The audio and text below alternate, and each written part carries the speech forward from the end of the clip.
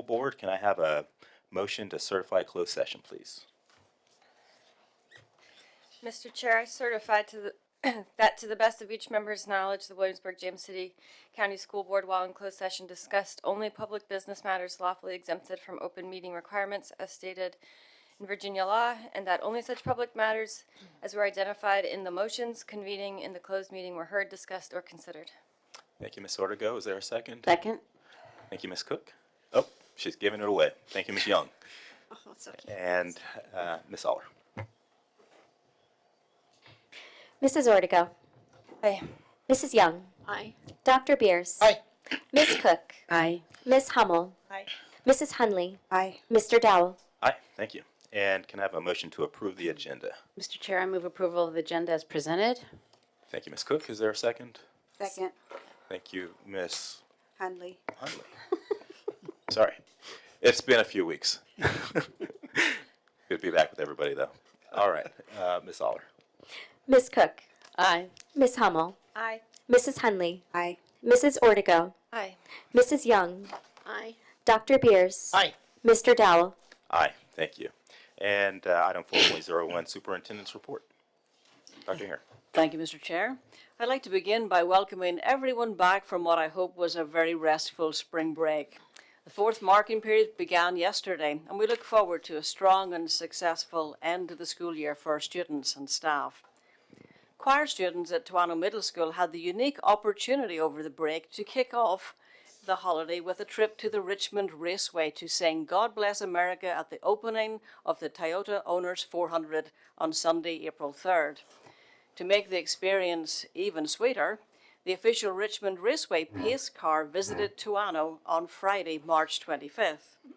Thanks to Toano choir director and NASCAR fan, Valerie Hart, for multiple years of planning to make this opportunity a reality for our students. It was quite the event. Thank you, Mr. Chair. This concludes my report for this evening. All right, thank you, Dr. Heron. Any board members have any reports? Ms. Young? Yes, I just wanted to say that I had the opportunity of going to the New Horizons board meeting, and we were regaled, and there's no other word for it, with a delicious meal that had been prepared for us by the culinary department of New Horizons. And all I can say is those young people know their stuff, because it was absolutely outstanding. Thank you, Ms. Young. All right, we'll move on to item 5.01, public comment. Did we have any speakers today? All right, seeing none, we'll move on to 6.01. Our proposed agenda items review the Special Education Annual Plan for 22-23 and the Title 6B flow-through funds. Thank you, Mr. Chair. This evening, Dr. Brown will present the information on the Special Educational Annual Plan. Dr. Brown, you're welcome this evening. Oh. Thank you, Ms. Aller. Is there a mic?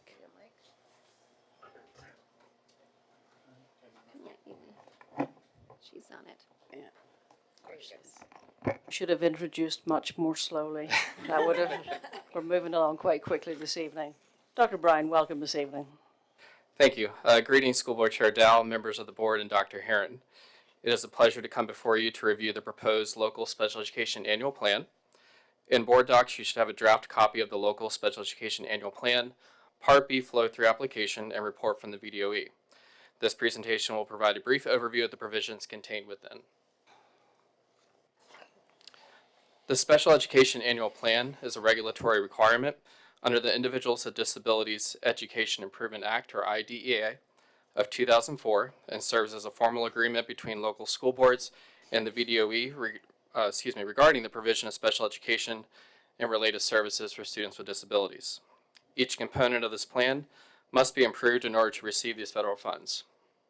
As required by the guidelines, this plan has been shared with members of the Special Education Advisory Committee, or SEAC, on February 10th, 2022.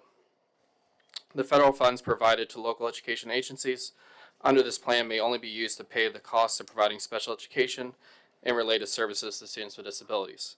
In Williamsburg-James City County, these funds are used solely for special education personnel. There are two separate and distinct funding streams, referred to as subgrants, in the Special Education Annual Plan. Section 611 is applicable to school-aged children with disabilities in grades K through 12. Section 619 applies solely to preschool-aged students with disabilities. While there are different amounts allocated to each section, the total amount of these federal funds allocated to school divisions is formula-driven and takes into consideration historical federal funding, total school enrollment, and poverty level. At this time, new allocation amounts have not been released. In light of the fact that new allocation amounts have yet to be released for fiscal year 23, the 22-23 Special Education Annual Plan is based on the amounts awarded in 21-22.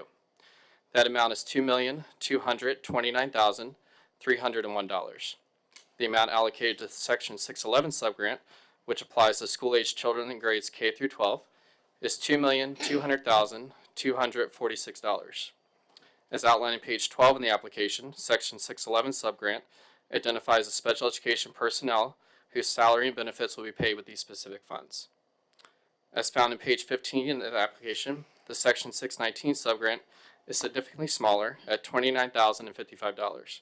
It is used to cover a portion of the nurse's salary, serving preschool students with disabilities in the Bright Beginnings program.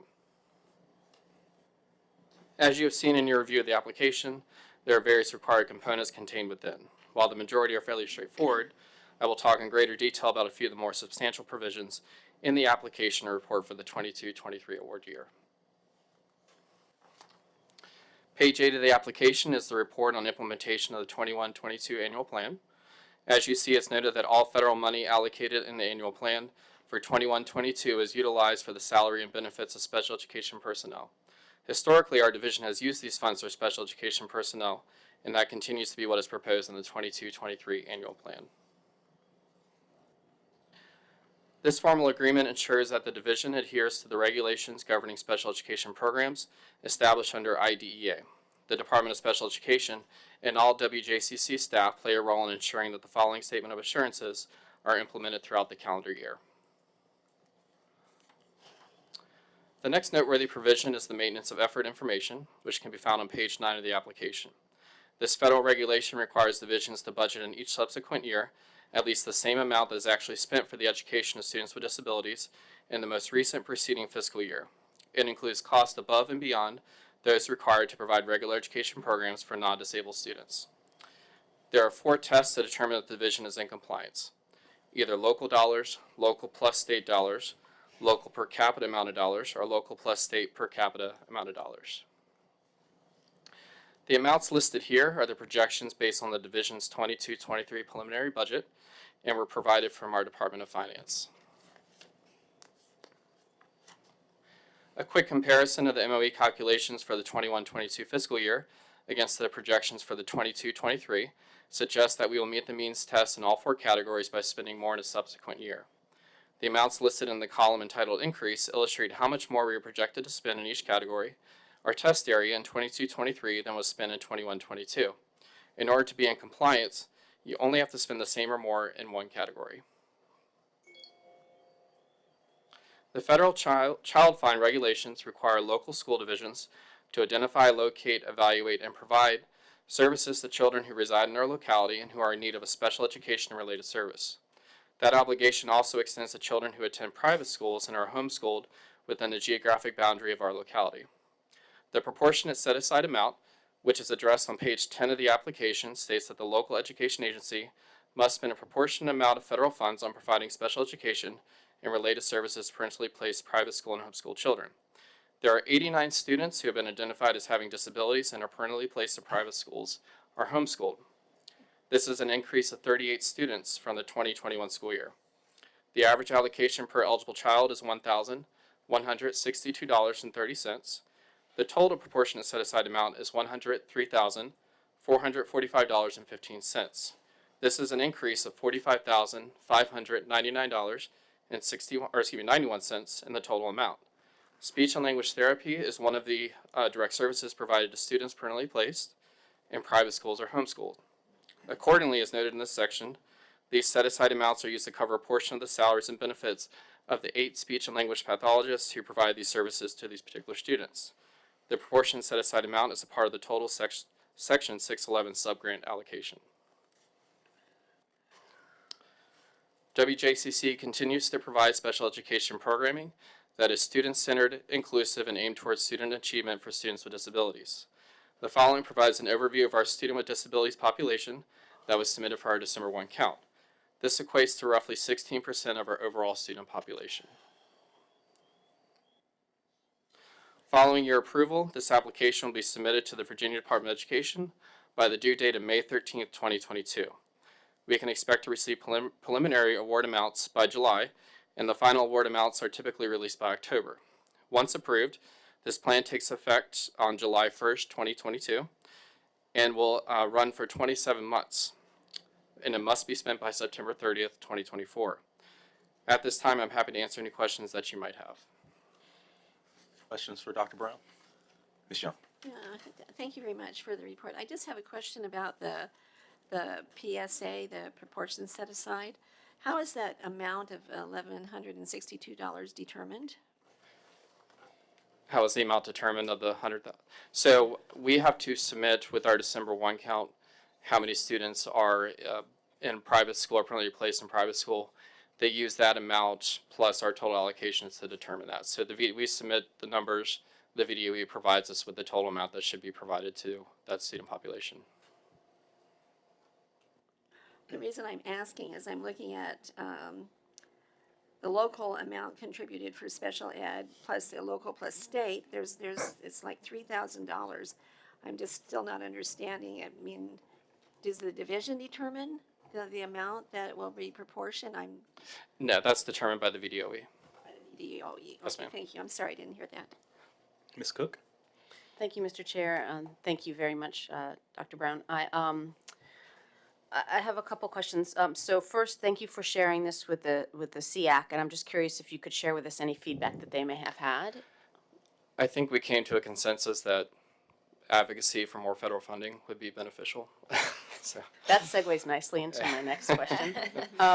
So we just got back. Several of us went to the National School Board Association, and one of the primary advocacy platforms of the National School Board Association is fully funding the promise of the IDEA. And so you said that we had 16% of our population was special education, required special education services, which is above the national average, which is what, 12% normal around? 10 to 12%. 10 to 12%. So we're significantly above as a percentage of the whole. I'm sorry I didn't submit this question prior to you, but I'm not sure if you have the answer. But do you know what percentage of funding we get? What percentage of the funding we spend educating special education students is provided by the federal government? So I can tell you how much in terms of our staff salaries are supported by the federal funding. That'd be if that lovely, works. yeah. So teachers about 16%, paraprofessionals 5%, and SLPs 27%. Okay. Which Which is- leaves a state and local dependency. So. Right, and so our local government and state governments have to make up the difference from what the federal government has promised to fully fund the IDEA, which is significantly above the percentages that you named today. And that was a discussion in SEAC as well. So. Yeah. So anyway, thank you. Thank you, Ms. Cook. Ms. Hummel? Thank you for your presentation, and this is just a general question. Do you have any idea of why we had such a big increase from one year to this year as far as the I'm looking at the PSA, the one that you said the previous year it was there's an increase of 45,000 this year because of more parents that are electing to send their children to private school or homeschool, and so I didn't know whether that was because of COVID and like just the situation we were in the past couple years, or whether there's any other trends that you're seeing. Yeah, the 38 students stuck out to me as well. And I can't speak to specifics, but I would imagine that returning to school and having students with medical complications are, as we were bringing students back in person, had a factor in parents' decisions to permanently place them or homeschool. So, and do we have an idea of how many are being homeschooled versus being put in a private school? I don't have the number right now, but I can Okay, find that. yeah, sorry, I didn't. Okay. I just was wondering that. And then the other question is just my general frustration with the fact that you guys are always trying to complete these reports without any information from the state, like you don't have the numbers yet, and it just, is that just for our listening public, just the way things always are? Yeah, when Or it comes is to this this, a unique year that? no, so through the federal budget, it gets released, and then it goes to the VDOE and they review the annual plans submitted by the divisions. So with the timeline of May 13th, it gives them about a month to review that. I think it's fairly typical for us to have to project the potential amounts that are going to be released to the divisions. So we're always in this situation of looking at our past year, using that as our guideline, and then around May, when we actually get our money, do we just update this plan? Yeah, so that you're talking? and typically it's at the end of July, we'll be notified of what our award amount is. And just looking at previous years, it's always like July 23rd, 24th, 25th. So until then, we are using last year's numbers. So Just to update it, right? And then Yes, at ma'am. that point, when do we have the updated number? Does that ever get back to us, or? it comes through a superintendent's memo. When we receive that, I'll make sure that the board is aware of what was the official awarded amount. Thank you. Thanks. Ms. Ortega. Is the award amount typically fully awarded what you asked for? Is there usually a discrepancy? I would expect us to, and I was looking at the previous 5 years, the past 2 years, there's only been like a 2% difference. It is based on the December 1 count. I do know at the federal level there was, I think, a 4% increase in supporting students with disabilities, and I don't know if that will trickle down to being awarded more, but I'm hopeful. So. And that would certainly be beneficial to us as our salaries go up within the school division. The grant covers less of the salaries that we currently cover with the grant.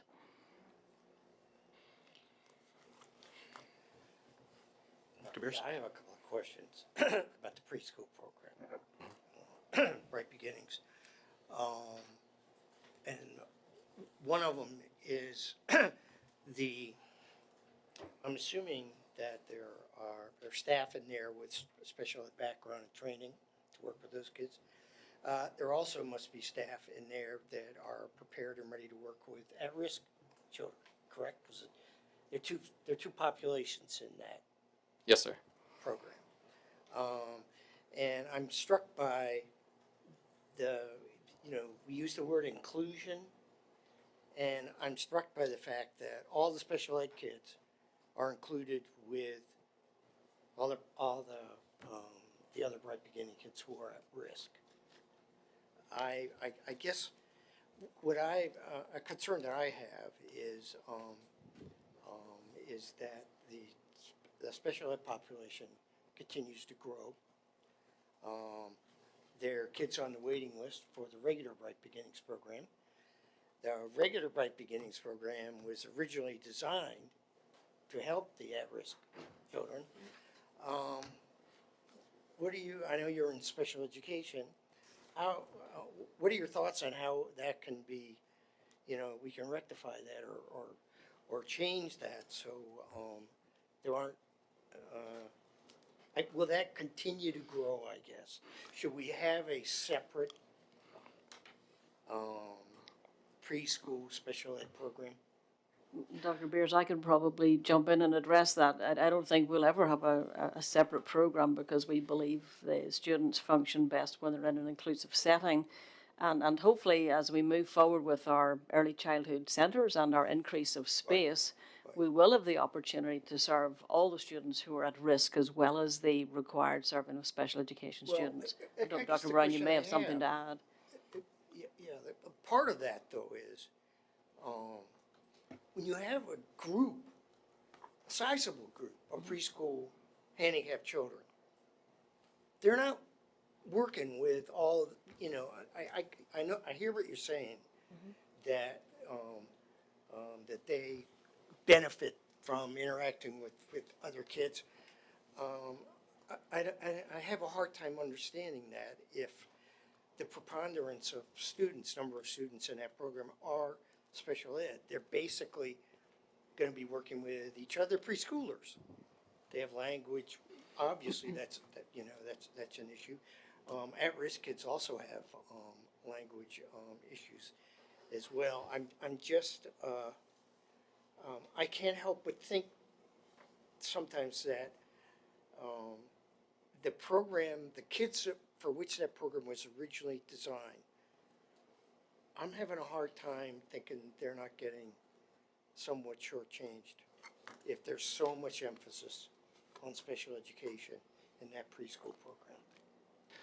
And I think a lot of that would stem on the quality of the IEP that's being written and the services identified to have that student in a least restrictive environment, or less restrictive environment. But and I think that's kind of the beauty of special ed sometimes is we're allowed to do a case-by-case basis, identify those services, and at such a young age, it's consistently evolving. Yeah, I know a bit about the assessment of preschool handicapped kids. And one of the things I do know is it's not as reliable as people think it is because of the children are so young and the instruments that are used are not as discrete as they probably could be. But I think it's hard for that because of the nature of those children. So I'm, I understand the need. 3 to 23. I understand that, and we have to do everything we possibly can. But I also know that there are, and there will be a growing number of at-risk kids who don't necessarily require special ed. One of the reasons for the Bright Beginning program, the reason it was funded initially, it was designed to reduce the number of children who later might require special education services. So it's I know you understand my frustration about this because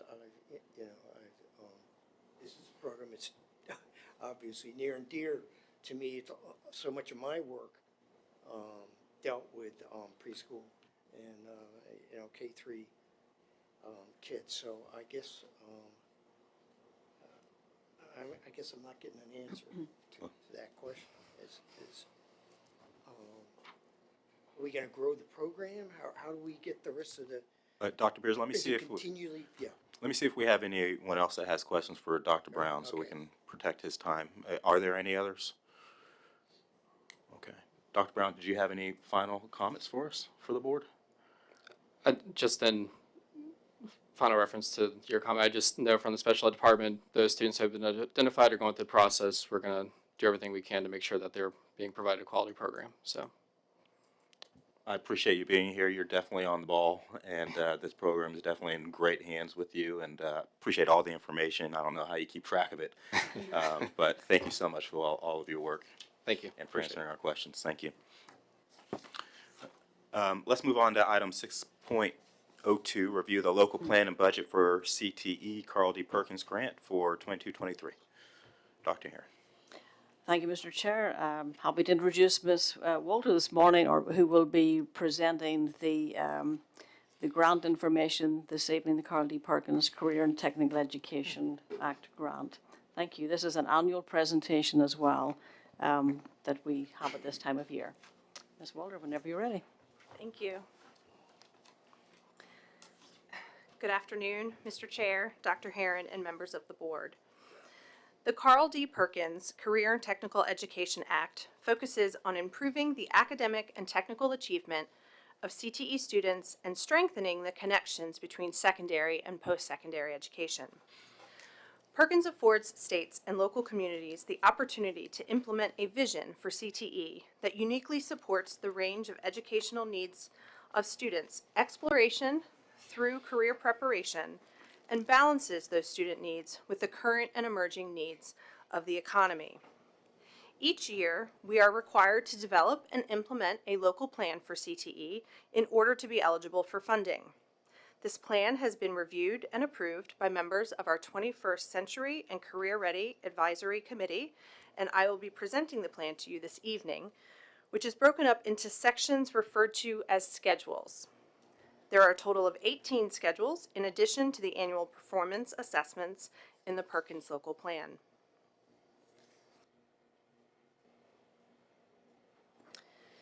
In alignment with our strategic plan, Elevate Beyond Excellence, the Perkins 5 plan supports academic achievement and college and career readiness, educational equity and access for all students, and communication and engagement of a variety of stakeholders. The 21st Century and Career Ready Advisory Committee is made up of representatives from each of the stakeholder groups listed on this slide.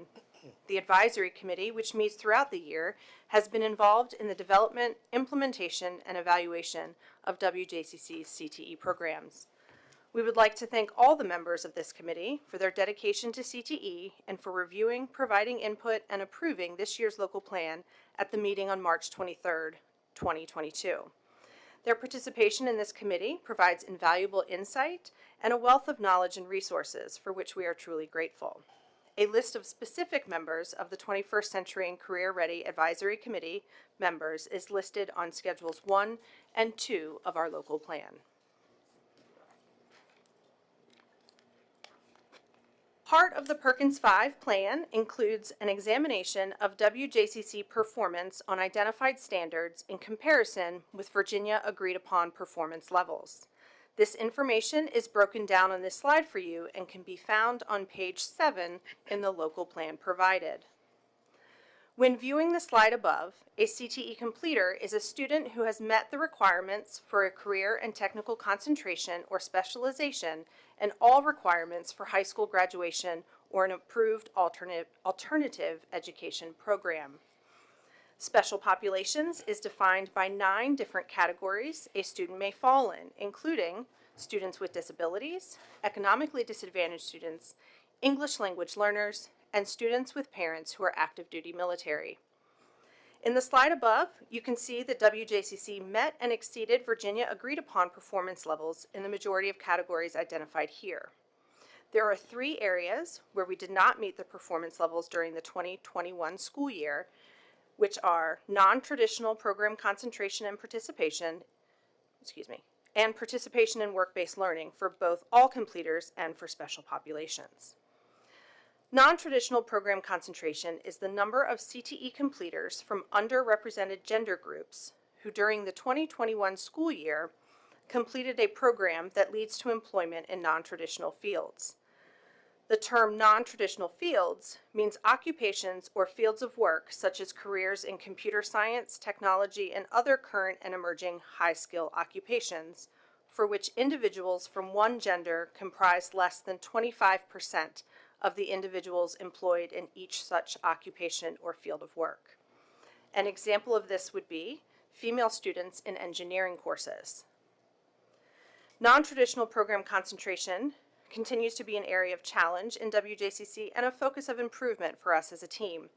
As a division, we have been working to address this area, and while we are still under the state agreed upon performance level, we have seen an increase in our performance from 13.07% in 1920 to 20.29% in 2021. Program quality work-based learning was introduced last year as a performance standard. WJCC is growing in our opportunities for students within this area, and in collaboration with the 21st Century and Career Ready Advisory Committee, we are building a database of community partners interested in connecting with the schools and potentially serving as a site for one of these experiences. We believe that this performance indicator was impacted by COVID-19 last school year and the struggle to obtain these opportunities for students, and that we will begin to see more growth in this area next year as opportunities have been returning for students. Here we see a continuation of the Perkins performance standards, but with a 3-year trend data. As seen above, we have seen growth in all areas except in math, where there was a 1.73% decrease in performance. While this is a decrease, it is very small and could be reflective of a wide variety of impacts on learning faced by students and teachers last school year. Each year, we aim to grow in the number of industry credentials our students earn. Last year, there were 1,648 total industry credentials earned by WJCC students. On the next slide, you will see a 3-year trend snapshot of this information to provide a historical reference for you. Above is a sampling of the different types of credentials taken and earned by WJCC students in 2020-2021. Here you can see a breakdown of industry credentials earned by WJCC students in the 2021 school year, including the overall number of individual students who earned one or more credential. As a comparison, I have provided the previous 2 years' data as well. Here we can see that while we dropped in credentials earned during the 1920 school year, which was directly related to school closures due to COVID, we are returning to similar numbers as seen in the past. Additionally, each year we are required to submit a career pathways plan of study aligning specific academic and technical coursework at the secondary and post-secondary level with an identified career cluster and career pathway that meets the needs of industries in the state, region, or local area. This is reflected in Schedule 3, or page 13, of the local plan. For 2022-2023, WJCC is submitting a plan of study representing the education and training career cluster and the teaching and training career pathway. This plan of study offers a pathway that highlights WJCC's focus on growing the Virginia Teachers for Tomorrow programming at the high school level. There are 8 CTE program areas identified within Perkins. Here you can see all 8 areas and where CTE programs are available to WJCC students within each area. Schedules 5 to 10, or pages 19 to 30, refer to our Perkins-supported program areas and allow us to identify activities we use to improve academic and technical skills of students, which is Schedule 5, provide students with work-based learning opportunities, Schedule 6, develop, improve, or expand the use of technology in Schedule 7, provide PD to teachers, counselors, or administrators associated with the CTE program in Schedule 8, use performance standards to continue to improve the performance of these CTE programs in Schedule 9, and improve, expand, or modernize each particular program area in Schedule 10. Schedules 11 to 14, which are on pages 31 to 35, include narratives providing further explanation and details about our CTE program and the information we have already reviewed in this presentation. Here you see a review of the entitlement of funds over the past several years. You can see that this year's Perkins application is based on the amount of funding we received last year. Once the state determines WJCC's actual allocation, we will submit a grant amendment that aligns with the new funding amount. The state receives their allocation of federal funds and then applies a funding formula that determines what each locality will receive. This formula is based on the number of students who reside in the school division and also takes into account the number of students aged 5 through 17 who are from families below the poverty level for the preceding fiscal year. Schedules 16 through 18, found on pages 37 to 44, are the areas in which we develop the budget for WJCC's Perkins allocation. The percentages indicated above are broken down of usage of the entitlement of funds shared on the previous slide. As noted in the slide, we have budgeted 34.69% to go to capital outlay and equipment. These funds are used to refresh labs, provide hardware and software such as 3D printers, Spiro robots, and VEX robotic kits for all CTE programs. 32.19% is budgeted to purchased services or services acquired from an outside source. These include professional development, student activities for our special population students, and New Horizons Regional Technical Center. 29.9% has been budgeted for indirect costs and other charges and internal services, such as conference registration fees, travel and lodging, professional organization memberships, and daily shuttle transportation for dual enrollment health science students to TNCC. And 3.21% is budgeted for personal services, which is used for administrative support for CTE credentialing. This concludes our formal presentation of the Carl D. Perkins Local Plan. I'm happy to answer any questions you may have. Thank you. Ms. Hummel. I think this is what, my 6th year in hearing this report, so I want to thank you for all the work that goes in to what is to me a massive like tax sort of thing where you have anyway. Thank you for all of your work on it. I ask this question every single year because I like to see the breakdown for the industry credentials. So you've got the 1648 total credentials earned, and I didn't know whether that's in your report anywhere, but for me, it's really useful to break out the financial literacy Sure. credential. So out of that 1,600 approximately, 495 or 30% were WISE credentialed. Okay. And then, is that something that's it's that, like, you don't have the breakdown of how we're doing?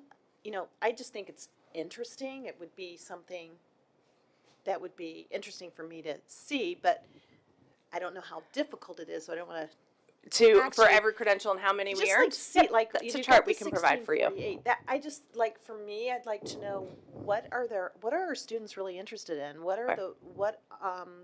is Project Lead the Way growing, or has it leveled off?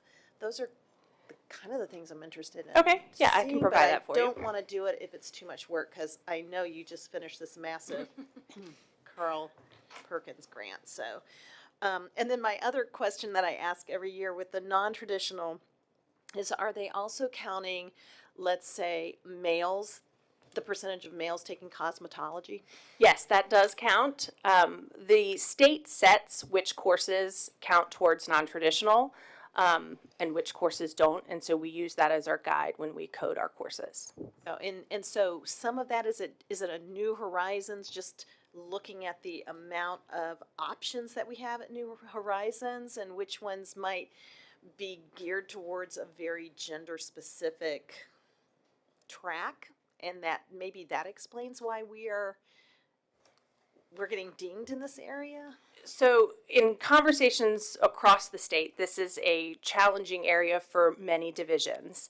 And I think some of it is what you're saying, and it might be interest level. We have challenges, and we're working to grow our enrollment at New Horizons as well, and we're partnering with them on some new initiatives to hope to expand those opportunities for students as well. Some of that is making sure that everyone is aware of all of the variety of options that we have for students. And it's important to note too that not every CTE course counts in the non-traditional area, so there are only specified courses that even qualify in that. And so when we look at our overall offerings, how many of them count towards non-traditional is also impacts this number. Thank you. Sure. Ms. Hundley? Thanks for the report. So the Teach for Tomorrow program is under the Perkins grant. As far as training teachers, how many do you train over the summer that may be interested in teaching that course? And then is there a certain number? So right now it's nice because, well, it's virtual. There's challenges with it being virtual, but that's the reason why we have so many kids in the intro program. Once we go back to in person, does that mean that we have to have so many kids to still run the program? And if so, do we have a teacher at each school that might be able to that is trained to do it? So the training is a requirement in order to teach the course, and that is only offered one time in the summer.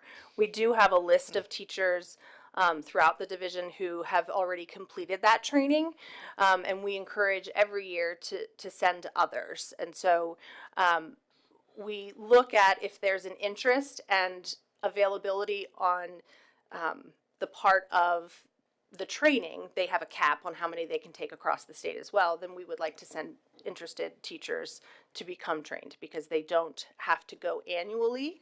They can be trained once. As far as enrollment and students participating in that course virtually, that's the same as any course we offer in the division, whether it's CTE or not. And our staffing ability is based on enrollment interest for students. And so those numbers are looked at to determine if that course, what we call makes, if it's able to be taught because there's enough students to make a class.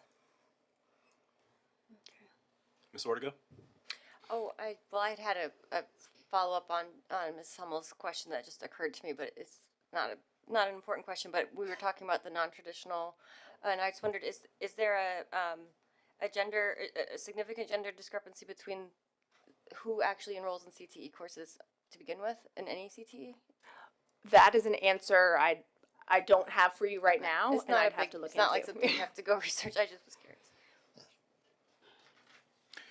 As far as entitlement of funds, your 10th slide, we see a dip in funding in our current year. You anticipating level funding? We're going to rebound from that? What do you think? I don't have the numbers to do the exact formula. It is based on a formula that they have that has to do with even the poverty level in the area. So I'll be interested to see how recent events across the state and the nation impact this number as well, and because of that. We have a fairly good, I guess, understanding of what caused that dip last year, though, I guess, for our current year. Yes, it's based on Yeah. community data. Okay. And we're not seeing the same hardships, or we don't know yet. I don't have Yeah, that it's answer. hard I'm to say, sorry. hard to say. Okay, I was just curious, but then going at the 19 and the 20, completely flat there. I'm not sure if you can speak to that. I'm not even sure I noticed that last year in this report, but I'd have to go back, and I'm happy to do that to prior. it's that okay. I was was just curious if you knew before this my was- time, okay, so I'm yeah, not sure yeah, of don't worry about if it was exactly the same or if. But I can go back and look. It's not important. I was just curious. Just curious. Okay. Dr. Beers. Yeah, I'm just curious to see, find out. I know you don't have it here with you now, but I was looking at the 1,648, 1,373 students who had one or more credentials. I'd like to, could you get or let us know how many of those credentials came from our local high schools and how many of them came from New Horizons? Sure, I'd be I can do that. curious. Curious to know that. I just thought of one more question. If a program doesn't make, is there a certain amount of years before it's removed from the program? From the program of studies. When we look at the program of studies annually, we do, if there is a request to remove a course, we look at prior year's data and including enrollment requests and actual enrollment. It's been quite a few years since we've removed a course, but we do look at previous data before making that decision. I'm sorry, one more Okay. quick one. Just thinking about, parents and students who might be interested in, and I know they can go to counselors, but do you have, can you go online and find out what courses or experiences are required in a particular certification areas that they can look and see? Or these are the ones that I need to take? So the program of studies is online and available in 2 different formats for students and parents if they're interested. And that will allow families to see what courses they can take within their area of interest. Yes, yes, that's available online. And includes not just courses available in our WJCC schools, but also at New Horizons Right. as well. Yes. Got it. Okay. Ms. Walter, thank you, as always, for your expertise and for the presentation, and I don't think we'll have any trouble supporting this. Thank you so much. Thank you all. Have a good night. Let's move on to item 6.03, review request to purchase 6 emergency radio bidirectional antennas for schools. Thank you, Mr. Chair. Mr. Snipes will present both this item and the next item that are to do with safety and security in our schools. Mr. Snipes. Good evening, school board chairs, school board members, and Dr. Herron. Tonight's proposed agenda item for your consideration is the review of purchase request for 6 emergency radio bidirectional antennas for schools. Now, you're probably asking, what is that? So, bidirectional antennas actually amplify the signal that allows clearer and more consistent communication between emergency radios. And the division has emergency radios assembled with an antenna system so that we can communicate with fire, police, and emergency personnel and staff within the division. However, in certain facilities that we have, the signal strength is interrupted by walls, they're interrupted by building materials and other interference. So the bidirectional antennas will assist in amplifying that signal for emergency radios. The cost for those 6 antennas is $297,990.32. And we will be using a cooperative agreement, an RP 1272 agreement 98352 we have with the county. So the superintendent is asking you to review the request and be prepared to vote at your April 19, 2022 meeting. Questions for Mr. Snipes? Yes, Ms. Young. Yes, I have no heartburn at all about needing this technology. I do have a question about the fact that we're asking for a budget transfer from instructional salary and benefits to pay for this. Ms. Ewing would probably be able to answer that a lot better than I will. Ms. Ewing? Yes, Ms. Young, we've had several vacancies throughout the year, so we have a large amount of attrition savings, and it resides in the instructional area. And so the funds that we have available are in that area and would need to be transferred for this purchase. So, because 603, 604, 605, 606, the items on the agenda, all are asking for funds from the attrition funds, Ms. Ewing, that you just mentioned is. Yes, ma'am. I'm just wondering if that wouldn't have been better if we kept those funds, because we have no idea yet what the legislature is going to do. I'm concerned about that. I mean, and kept our funds for that and used end of the year funds, but maybe there's going to be more clarity throughout the meeting about this. Yeah, these are actually end-of-year funds that have not been used because of unfilled positions this year. And so that's why we're now using those funds to purchase items that we really need as a school division, such as curriculum resources and also these safety and security items. So every year at this time, we look to see what funds could be available that are unused at this moment in time and start to purchase things like this that we couldn't normally do. Right. I thank you, Dr. Herron. I mean, one of the things that really concerns me, we talked earlier this year about possibly paying, there was some discussion on the school board about possibly providing more support for our families for healthcare benefits. I'm just concerned that maybe this, So, I just am concerned that. yeah, so Ms. Young, that would have to be in next year's budget rather than this year's budget. And so this is really money within this year's budget that we're asking the board to consider spending right now. It has to be spent by a certain date. Yes, or it goes back to the city and county. So these are purchases that really will add to the safety and security of our system. That money can't be, I mean, one of the things I saw on I know I'm way ahead, but I noticed on the discussion of the fiscal year that some of those funds, those end-of-year funds, are going to be set aside for the CIP. Yes, Ms. Ewing will talk about that when we get to that point, and we'll take you through what that means in terms of end-of-year funds. She's going to lay out some of the money that are currently still available. Okay, So we're just in discussion phase right now. And I I appreciate you laying that out where your mind is. Any other questions? Ms. Cook is not? Yes, Ms. Cook. Thank you, Mr. Chair. I'd like to kind of build on what Mrs. Young was saying. First of all, is this time sensitive? Like how, I mean, I know the end of the year is coming, but like how time sensitive is this? Does it have to be next week, or could it be in May in terms of taking action up for this on the board? Mr. Snipes, delivery? Ms. Ewing? Ms. Ewing. Well, it would depend on the delivery of the items. Are they readily available to be here by June 30th if we wait until May? I thought as long as it was, I thought we had settled that as long as it was encumbered, it was okay, as opposed to received. Am I wrong on that? We can have some open encumbrances at the end of the year, but we don't want to wait until June to place the order. Fair enough.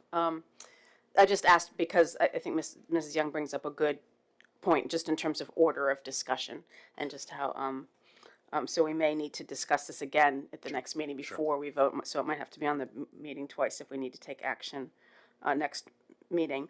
But so this and some of the future items we're looking at on today's agenda were not budgeted, correct? That's correct. Okay. And so, and I know that during the year, things come up that that need to be purchased, and we need to figure out how to fit it into the budget. And so, these next two items, the radios and the antennas, I absolutely 100% support. But I'm curious if these were things that were on the table for the fiscal year 22 budget and didn't make it in because we just didn't have the money. So they were kind of almost like in a parking lot, or whether these are things that just emerged, they're recently emerged. Do you understand the question? Yeah. I think basically we're constantly reviewing with safety and security how to upgrade our systems. And so when we start to look at certain areas, we look at ways to improve. And so, for example, with the purchase of emergency radios, the county and other entities, Mr. Snipes, do you want to fill us in, went through the process to replace their radios, and that actually instigated our thinking in trying to have ours upgraded to match theirs. Do you want to give us a little bit of background on that? That is the next agenda item if you want to move. You're right. Yeah, we thought we should almost discuss these in reverse. But so I guess just in general, with regard to this time of year, and then these, it'd be helpful to know if this is something that kind of was in the parking lot and just didn't make it into the FY22 budget, or if this is something that emerged much more recently, and we need to respond in kind. It's just helpful to know. Going into any, so right now we just adopted our fiscal year 23 budget request. Sometimes it would be helpful to know what was on the cutting room floor, if you will, because then those things may end up a year from now coming back as these budget transfer requests, which is, good fiscal management and governance, I think. But anyway, this series made me think of that. So, but it would be helpful to know: is this something that was on the cutting room floor a year ago, or is it something that has emerged since in the last year? It is something that has emerged since in the last year. We're reviewing safety and security. As you're aware, we're doing a threat risk vulnerability assessment, and so when we're doing those things, a lot of safety and security issues come up, and so we wanted to ensure that we were we had some radios that were capable of doing what they needed to do, and along with the bidirectional antennas. So it was not in this year's budget, but it was in conversations this year, and so we have the funds. We're asking for the funds now to be able to pay for it. So to your point, Ms. Cook, there is a need. We could have put this in a budget over 2 or 3 years to buy these and replace them over a period of time, which is what I think some other organizations generally do. But when we looked at it, we were also already assessing potential end-of-year money, and this is a very great, it's a really solid purchase to make with those funds. And so we decided to use end-of-year money as opposed to even bringing them to the budget table to put a significant addition to our budget over the next 2 or 3 years. No, this is good. I support it. And it's not a number we would have put in all at once in the new budget, because it would have taken away from salary increases and other things.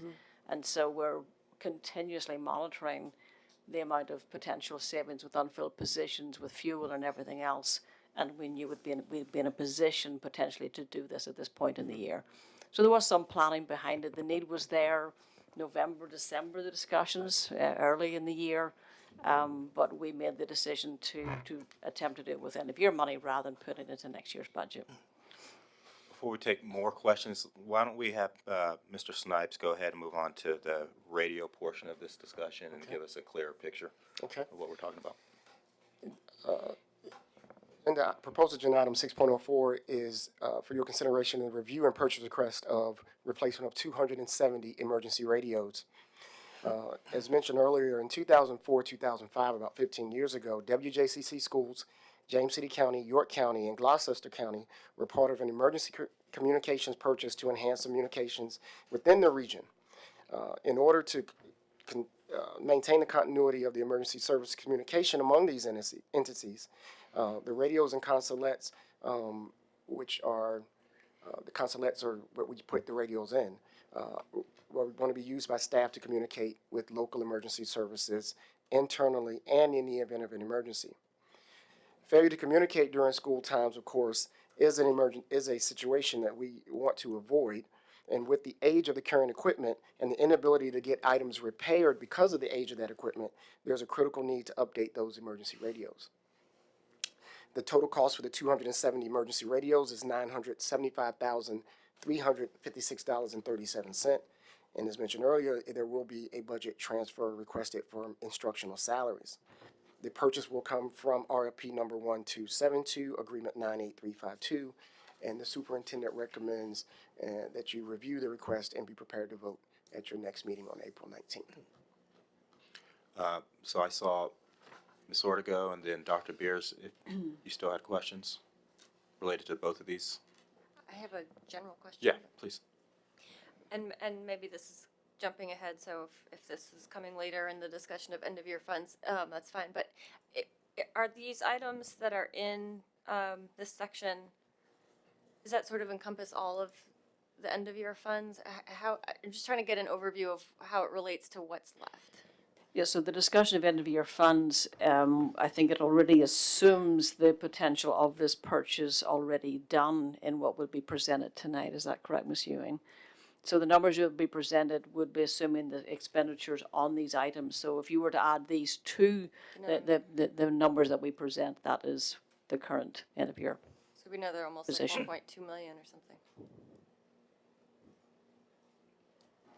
Dr. Beers? Yeah, I was actually, I'd actually looked at the two contracts, and the clock is ticking in the sense that, after a certain date, they can't, the price, the cost, they can only guarantee the cost up to, I forgot what it was, the 18th of April. So it is, so you do have to make a decision, just to be able to save money, or else if it does go back, if it goes up higher. So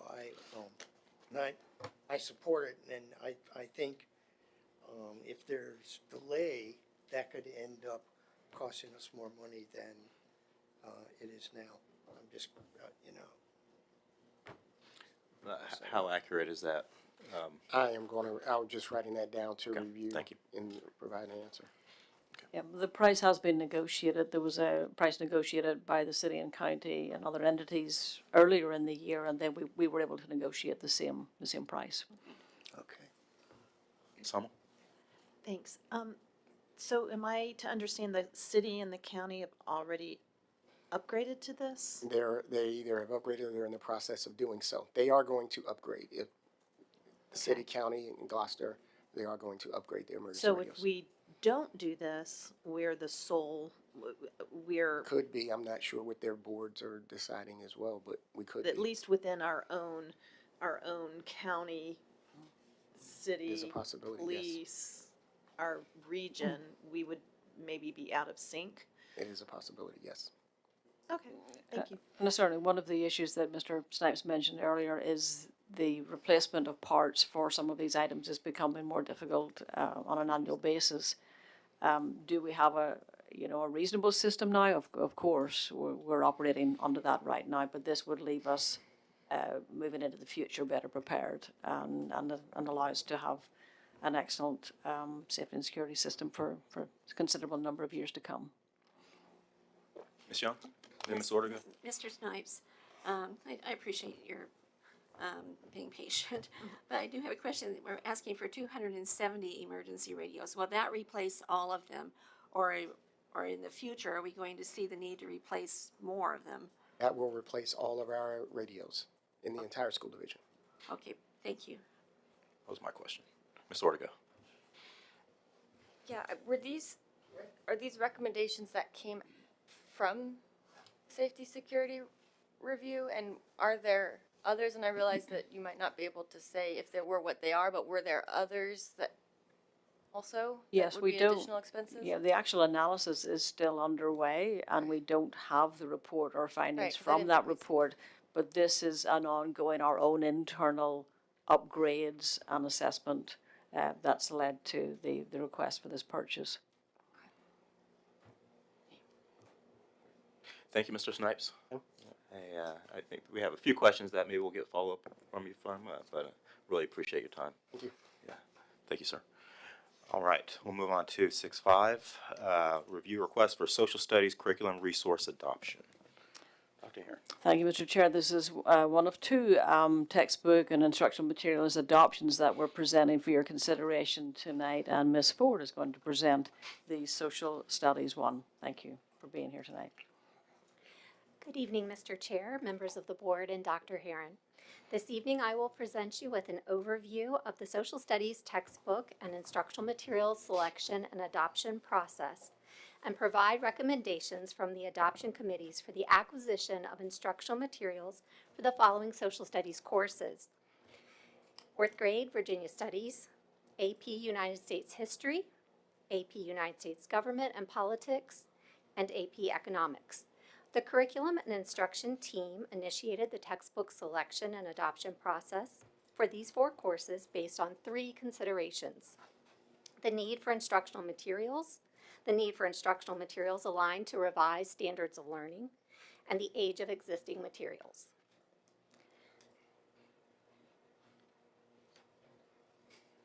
You got the power. I'm not used to that power. The selection and adoption of instructional materials supports WJCC School's strategic plan, Goal 1, academic achievement and college and career readiness, and Goal 2, educational equity. Ensuring our students and teaching staff have access to high-quality instructional materials is essential to the success of all learners. The Social Studies Coordinator, Ms. Leanne Chisenhall, led the textbook selection and adoption process, which began in November. The process began with a survey of teachers related to our current resources, seeking WJCC staff and parents to serve on the textbook committees, and communicating with vendors to secure access to the materials under consideration.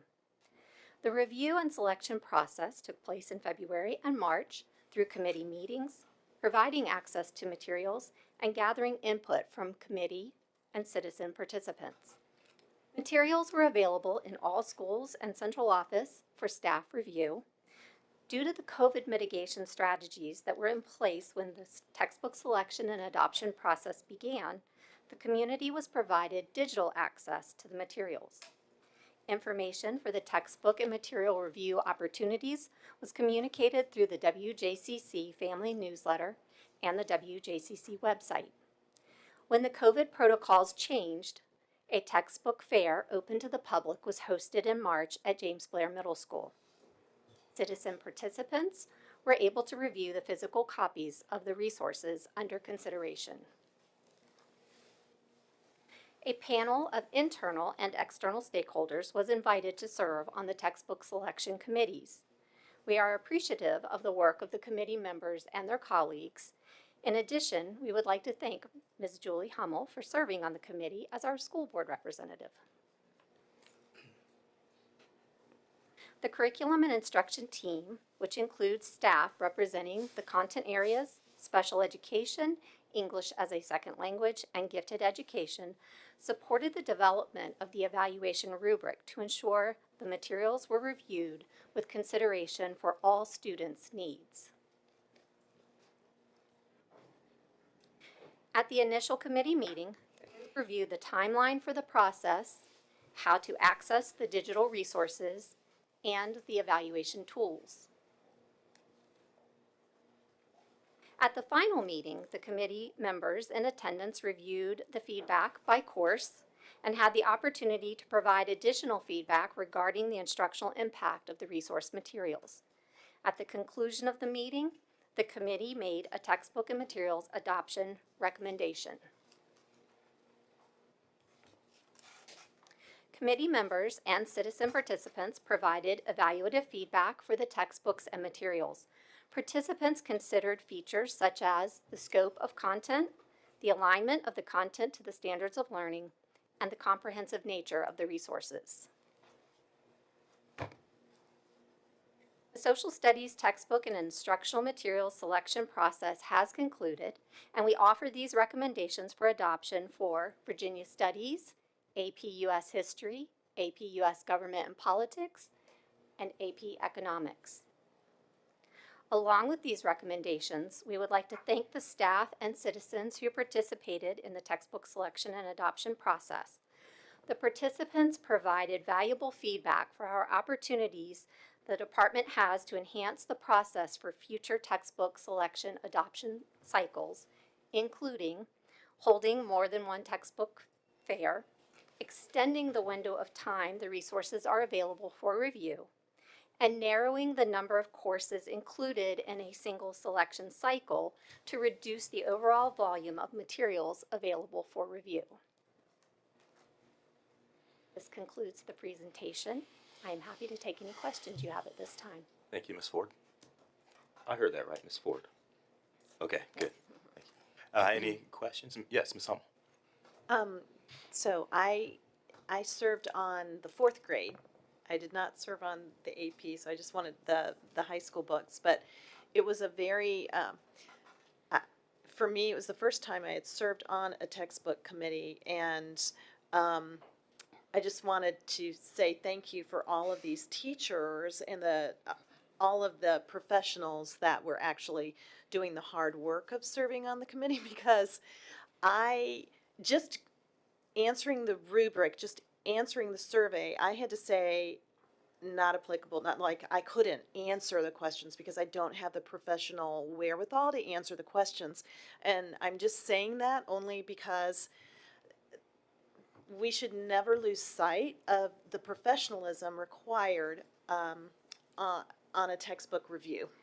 So the kind of questions were related to how does this textbook help with SOLs? How does it help if it's a student, a special ed student, an ELL student, how are the activities?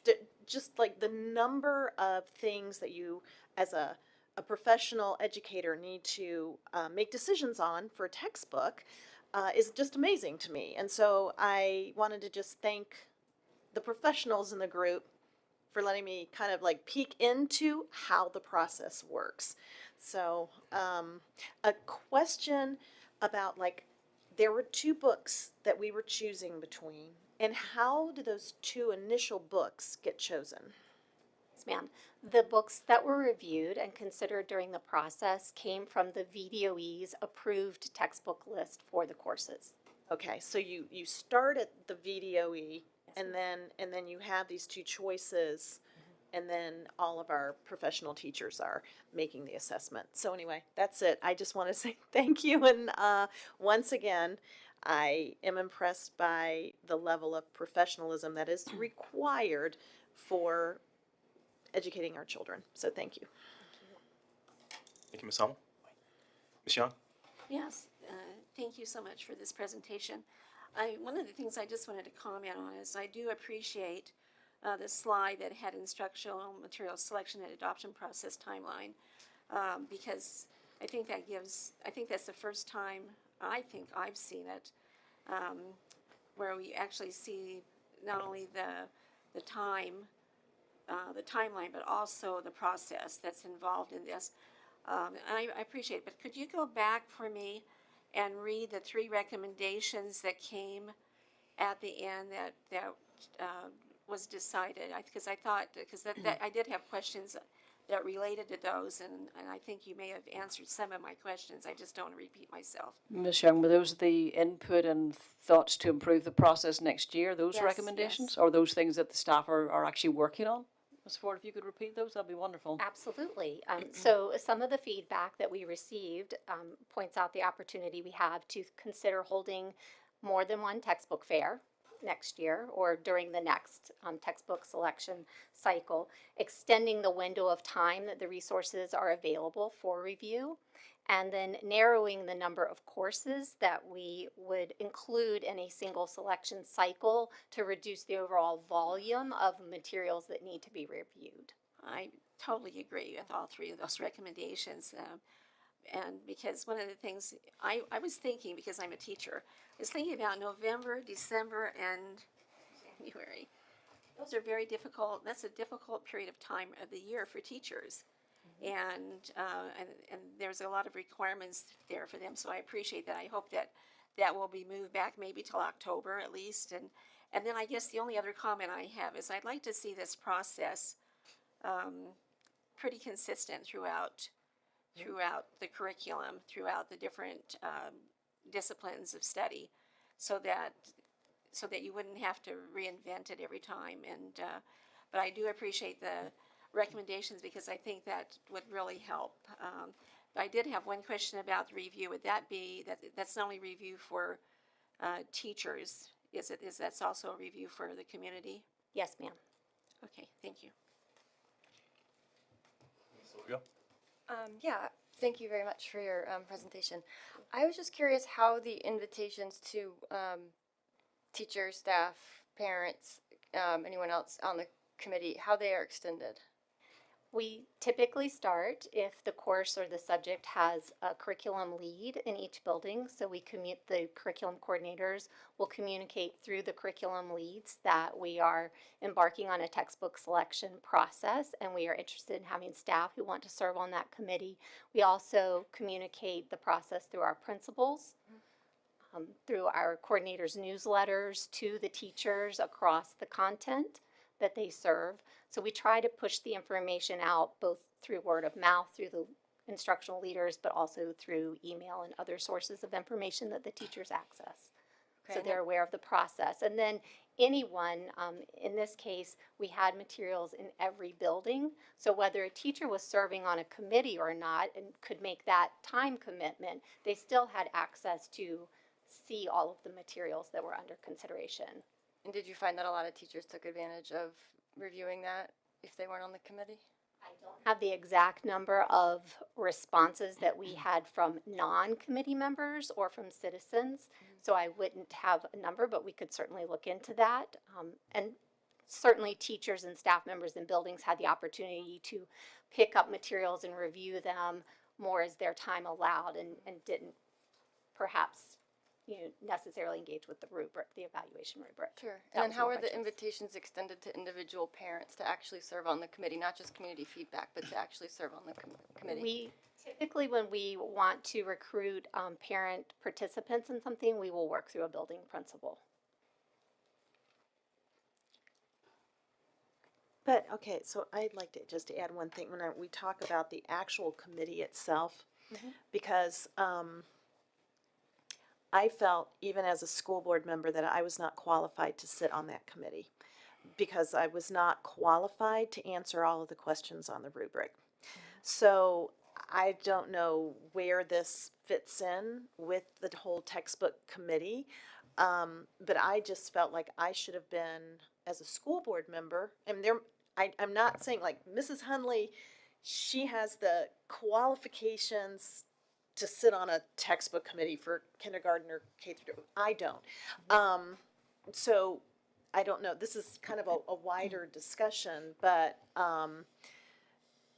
who's sitting on the committee and answering the rubric questions is a different level of expertise than other people who are like school board members or community members or just interested parties. And so that's where I don't know where that fits. I don't know where that discussion, I don't know. Ms. Cook? Yeah, thank you. So my perspective is not dissimilar from sitting on the calendar committee, for instance, or it's an opportunity to be a connection or a liaison between the school board and so almost an observer, really. Right. And just like you said, you were peeking through a window, and so Right. I think that plays a really important role. The last time I served on a committee was pre-COVID, so it was sort of a different time. But I think I've done it, I don't know, maybe a couple times, maybe 3. But it's an opportunity to ask questions and to observe the conversation between the professionals, the parents or non-staff members or non-school board members that I've seen serve on the committees even before my time on the school board, brought to the bear some specific content. So some William and Mary professors, for instance. I remember one time Carol Sheriff, who's a history professor at William and Mary, expressed some concerns about one of the history books in fourth grade, the fourth grade history book, and then there subsequently was invited to participate. So I think from my experience is that the parents have like content expertise, or at least that would be, I think, the hope. But yeah, so, and then there's also this public process that allows commentary. Transparency. Yeah. Right. Sorry? I mean, it allows transparency also. Right, exactly. So, yeah. I guess I just, or even if there could be 2 rubrics. Yeah, and I don't know if, I think that's. I don't remember I'm if. biting my tongue, but. I'm sorry. I'm sorry. I'm I sorry. We got I don't know what the curriculum fair was like before, but what it used to be is that the actual representatives from the companies were there. Is that? At the textbook fair Yeah. that we held in March, our Yeah. coordinators were there, so they were available to answer questions about any of the But resources. the publishers weren't there? No, we did not have the publishers. Okay, so the ones that present. the ones that I've attended had the publishers there, and they were doing the bells and whistles. It was almost like a trade show, you know. So, and they knew everything, so it's kind of cool. But anyway, so that's just my observation. I don't know. There's a pre and post COVID thing. I don't know if that. I appreciate hearing those 3 review areas that you had indicated, and I imagine that you take this part of this conversation and continue to take a look at the process. Ms. Ortega? Yeah, I just wanted to say, and I don't want to get ahead because I know the next one is the science one, but I wanted to agree with Ms. Hummel because I served on the science, and I too am not qualified to be reviewing the content of AP Science, nor do I know how it aligns to SOL. But I do think that there is a place for all the different people and the groups that they represent, that the division decided should be on the committee. So I do think they don't have to necessarily provide the same level of expertise. Of course, the experts and the teachers and the subject matter experts have to be on those committees. But I do think there's a place for all the other roles. Dr. Beers? Just one thing. I have also been on a textbook adoption committee, and I totally agree with what Mrs. Hummel said, is that I really sat in as an observer. I knew that the decisions needed to be made by the teachers and the people that are going to be using the material, but I was very impressed with the depth of thinking and making the connection between the actual curriculum, because keeping in mind the textbook itself is not the curriculum. It's a resource that's used by the teacher at appropriate times to enhance the curriculum. And I just, I did an area, I speak very bad Spanish, but I remember picking, helping out with the world language, and even in other languages, I was still very much impressed by what they did. So I think, to get back to your concern, I don't think you ought to be concerned about that. It's really more, it's more an education for us, I think, and once you've done it once or twice, you sort of, you get an understanding of what they're looking for, why they're looking for it. What was my concern? And again, it just makes it, I'm just on the sidelines. Maybe I may make a comment or two, but, I would agree that a good part of this is an education for us as liaisons to these committees, to see how the process works. But in 2 weeks, we're going to be voting on this.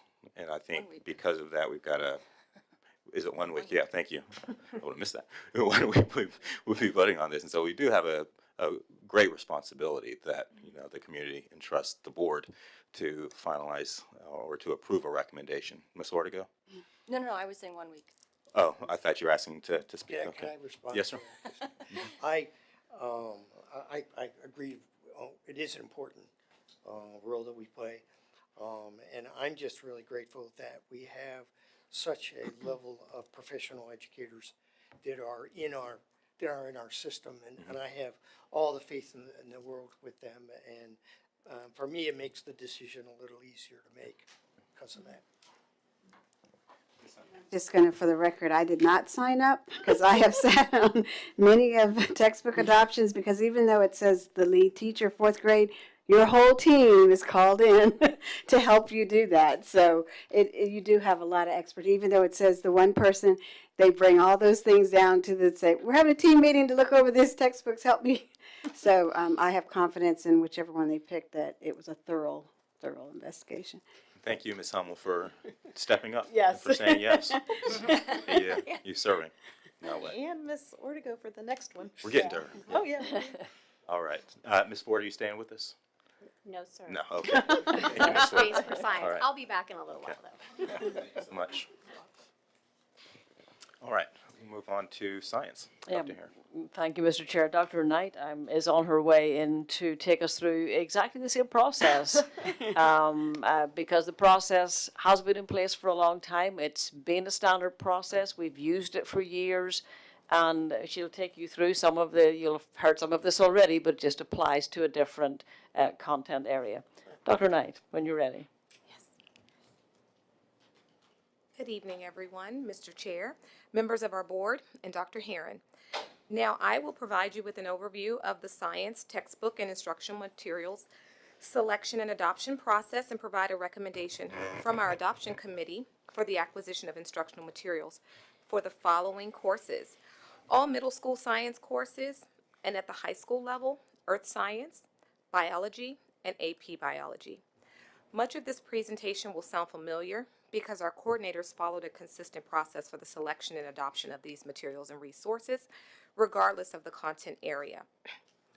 The curriculum and instruction team initiated the textbook selection and adoption process for these courses based on the following three considerations: the need for new or additional instructional materials, the need for materials aligned to the revised standards of learning, and the age of the existing materials. And in this particular case for science, I'd like to emphasize that our catalyst was primarily the age of the existing materials. As you've heard previously, the adoption of instructional materials aligns with goals 1 and 2 of our strategic plan, which emphasize in goal 1 the academic achievement in college and career readiness, and having instructional materials that support 21st century learning, and the Virginia's profile of a graduate, which ensures that our students and teachers have the appropriate resources aligned with the Virginia Department of Education standards, and the WJCC curriculum to promote high levels of language proficiency and cultural awareness. Having these instructional materials also allows for equitable access to resources and materials to promote the success of all students. Dr. Knight, I think you've got the clicker with you this evening. Oh, I'm sorry, I'm not familiar. Usually we have a separate clicker, but you're it tonight. Okay, well, I am happy to do that. Okay, so we are now on our adoption process and timeline, and similar to our social studies adoption process and timeline, our science process was similar. We just started just a slight bit earlier. Our science coordinator, Ms. Jessica Gateau, led the textbook adoption selection and process, which began in October, as I just mentioned, and the process included surveying teachers about our current resources, soliciting WJCC staff and parents to serve on our textbook committees, and communicating with vendors to secure access to materials under consideration. The formal review and selection process took place in February and March through committee meetings, providing access to materials and gathering input from committee and citizen participants. And as you've also heard this evening, due to COVID restrictions and mitigation protocols at the time of selection, or at the time the selection process was initiated, access to digital resources were provided in an effort to continue to engage our community, and this information was communicated through our division newsletter along with our online feedback forms, while physical materials were available at all of our school sites and central office staff to review. When the COVID protocols changed, a textbook fair was then made available to our public, was hosted in March at James Blair Middle School, and that's where our citizens and participants were able to review the physical copies of the resources under consideration. This is just an extended slide that shows the full number of members on that committee who participated in our science textbook adoption. Slide 2. And then the textbook adoption's initial meeting covered the following content.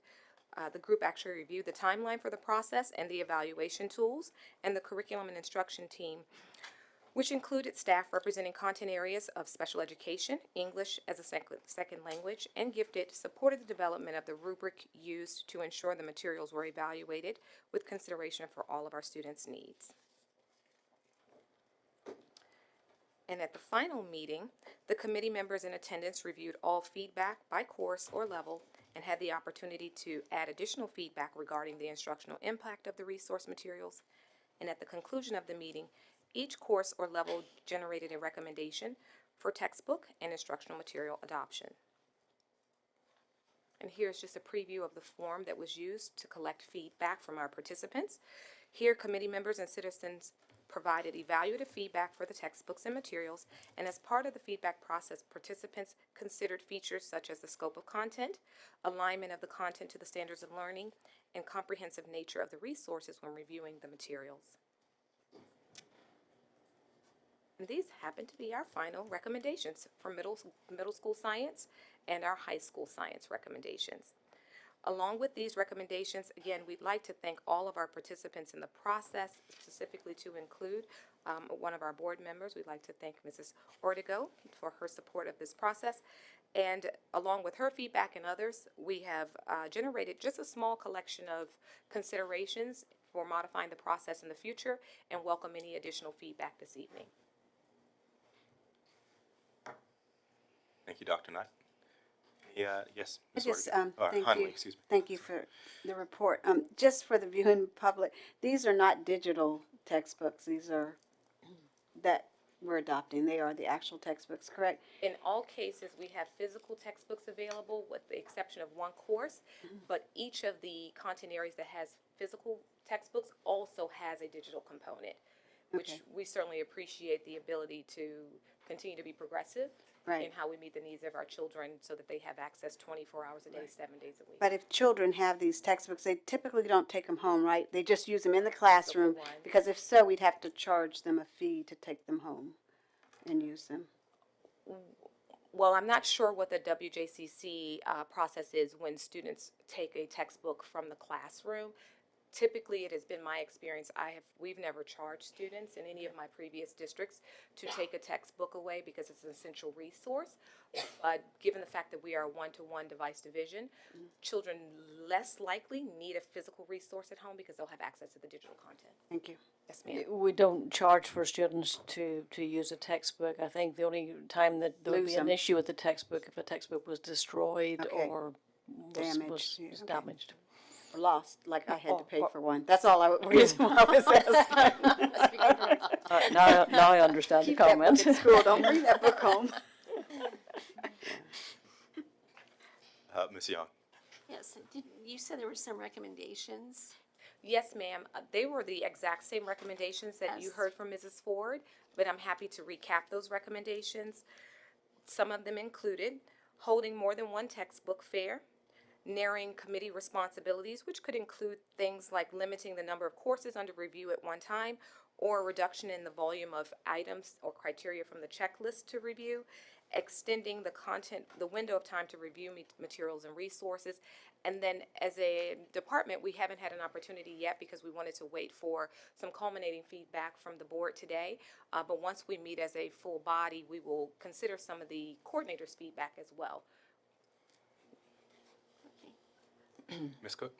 Thank you, Mr. Chair. Again, I know that this wasn't budgeted, and there's a budget transfer request. But again, I think moving forward, it would just be helpful to know what was left on the cutting room floor, particularly when it comes to these curriculum resources, because we do need to replace these more frequently than we do. When I look at these dates, it's a little depressing because we're not reinvesting in the materials that our students need to update them as frequently as we should. And I know that it's because there's other pressing needs, but I sometimes think that by not communicating what wasn't budgeted, what wasn't included, that we aren't fully communicating to our community some of the things that we're setting aside. And, we prioritize every day, and I think sometimes because we do such a good job soldiering on, we forget to communicate what priorities we had to cast aside temporarily to move forward. And this is just another example, because I would consider, this, I think you said essential resource, right? These are essential resources, yet they weren't budgeted. And so we need to, we're taking advantage of attrition savings, which is a good thing, and I support it absolutely. But it's just one of those things in a way that it's, so I just thought I'd sing from the same sheet of music again and say the same thing. I think On that, may I ask, how often is it recommended to review these textbooks? I think we've actually created, both Dr. Knight and Ms. Ford have created a schedule of replacement to follow moving forward, and we have brought quite a significant number of textbooks and resources this year because we want to start moving it forward and replace more frequently. There is some money in the budget for textbook replacement, Ms. Ewan. I don't know if you have that figure close. I saw you looking for something there, just in case. It's $150,000 in our budget. Yeah, thought it was about that. And so there is some in the budget, but it wouldn't have covered all of these resources. But we're taking the opportunity to move forward as many as possible. And that $150,000 will be used? Is in the operating budget for this year already. Okay, I see. Yeah. Ms. Young? Okay, which goes back now to beginning of this discussion, these 4 items. Is there a priority for these 4 items and which order they will be purchased? Yeah, I believe the criteria you mentioned at the beginning, Dr. Knight, that it's the age of the textbooks, it's their alignment, it's the alignment with SOLs. Yes, those were the criteria that we used to decide which courses received priority this year for adoption. But in terms of the specific courses, because in science there were a number, we actually do have a priority list, if that's what you're interested in. Ms. Young's asking a different question. I'm asking a different question. I do Yes, ma'am. appreciate the answer, though. That did answer that question. But I'm talking about the 4 items, the antennas, the radios, Oh, I'm sorry. the history text, social studies, history text, and this is the priority they were presented. Is that the priority that they will be purchased? They're all high priority. They're all essential. They're all items that are needed at this time, and we do have the funds to move forward with them at this time. Okay. Ms. Ortega? Well, I just wanted to say, as having attempted to serve on this committee, I did really try. I really Goodness.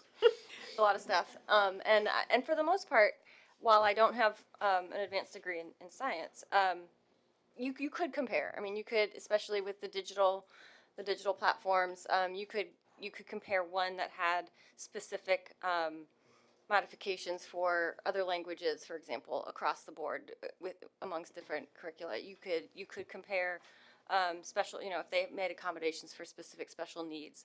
So some of those things you didn't need an advanced degree in science to be able to compare. I did want to give a shout out to Jessica Gateau, because I think that there was an incredible amount of organization and work and coming up. I think she came up with the process of how that was all to be done. I do think it was too, even so, and to no fault of hers, I think it was too much to have been a fully robust review with all the way it was done, and without being able to get together and have it presented. Hearing from Ms. Cook that vendors used to present, that would have been so helpful, and I think might have enlightened everyone involved if there had been a more robust review process as a group. I think everyone would have benefited from that. So, but that being said, I was very impressed with the staff and all the work and the organization and the process that was developed. Thank you. Right. Mr. Chair, if I just make a comment, I think the vendors do present in the RFP process and do present to, when we go through that process to decide who to move forward with, they present the bells and whistles and some things to staff. They're generally not now included in the parent open house type concept, because some people sell their products better than others, but it may not be the one that the teachers feel is the best to deliver instruction. So there's a balance in there in having vendors actually present as well. But the one I remember was the physical education one, and they did have the vendor, and it was, Yep. it was very sparsely attended. I don't think it was, if I were a vendor, I wouldn't have thought it was a particularly good use of my time, but from my perspective, it was cool. Okay. When they come Thank with you. the bells and whistles, we're told you're adopting the textbooks, but you don't get all that other fluff. That's extra money. Ms. Oreo, thank you too for giving up of your time and serving on this committee and providing the insight that you have. I appreciate that. Dr. Knight, thank you, and thank you for your presentation. Thank you, everyone. Thank you. Have a great evening. Thanks. All right, we'll move on to information and discussion items. There's a discussion of the fiscal year 2022 year-end projection. Thank you, Mr. Chair. Ms. Ewan is here to give a brief update on fiscal year 2022 year-end projections for your information this evening. Ms. Ewan, I'm going to hand straight over to you. Thank you. Thank you, Dr. Herron. Good evening, Mr. Chair and board members and Dr. Herron. This evening, we will be reviewing our projected revenue and expenditures for this fiscal year. This information is projected as well as preliminary and unaudited and will change as we close out the fiscal year. Before reviewing the estimate of funds remaining this year, I want to share some of the variables that will have an impact on these projections. Our final state revenue is based on our March 31st ADM each year, which will be finalized later this month. Governor Northam proposed amendments to the fiscal year 22 budget in December, and the House and Senate both have proposed amendments to the current year budget as well, but we won't know the outcome until the General Assembly takes action on the proposals later this month. This could mean additional revenue. On the expenditure side, we do anticipate significant savings in salaries and benefits due to the number of vacancies we have had throughout the year, but at the same time, we have some safety and security purchases that were shared with you this evening and the possibility of others next month. In addition, fuel costs are rising, and we believe we'll be in a better position in May to assess fuel usage as well as utility usage and the impact of the increased fuel costs on other areas. We are also anticipating a 21% increase in our electrical costs for the last quarter of the fiscal year. This means that savings we typically see in fuel and utilities each year will likely not materialize for this year. Lastly, the spending deadlines for schools and departments isn't until the end of April for purchases over $2,500, and small dollar purchases, which utilize our purchase cards, can be made through the middle of June. This slide shows a breakdown of our projected revenue with the information available at this time. The state revenue is based on Governor Northam's proposed amendments to the fiscal year 22 budget as shared in December 2021, and our preliminary March average daily membership, or ADM, which will be finalized later this month.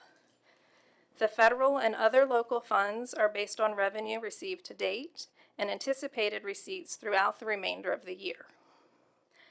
Our total projected revenue is currently estimated to be $150,400,700, which is $128,000 over our fiscal year 22 budget.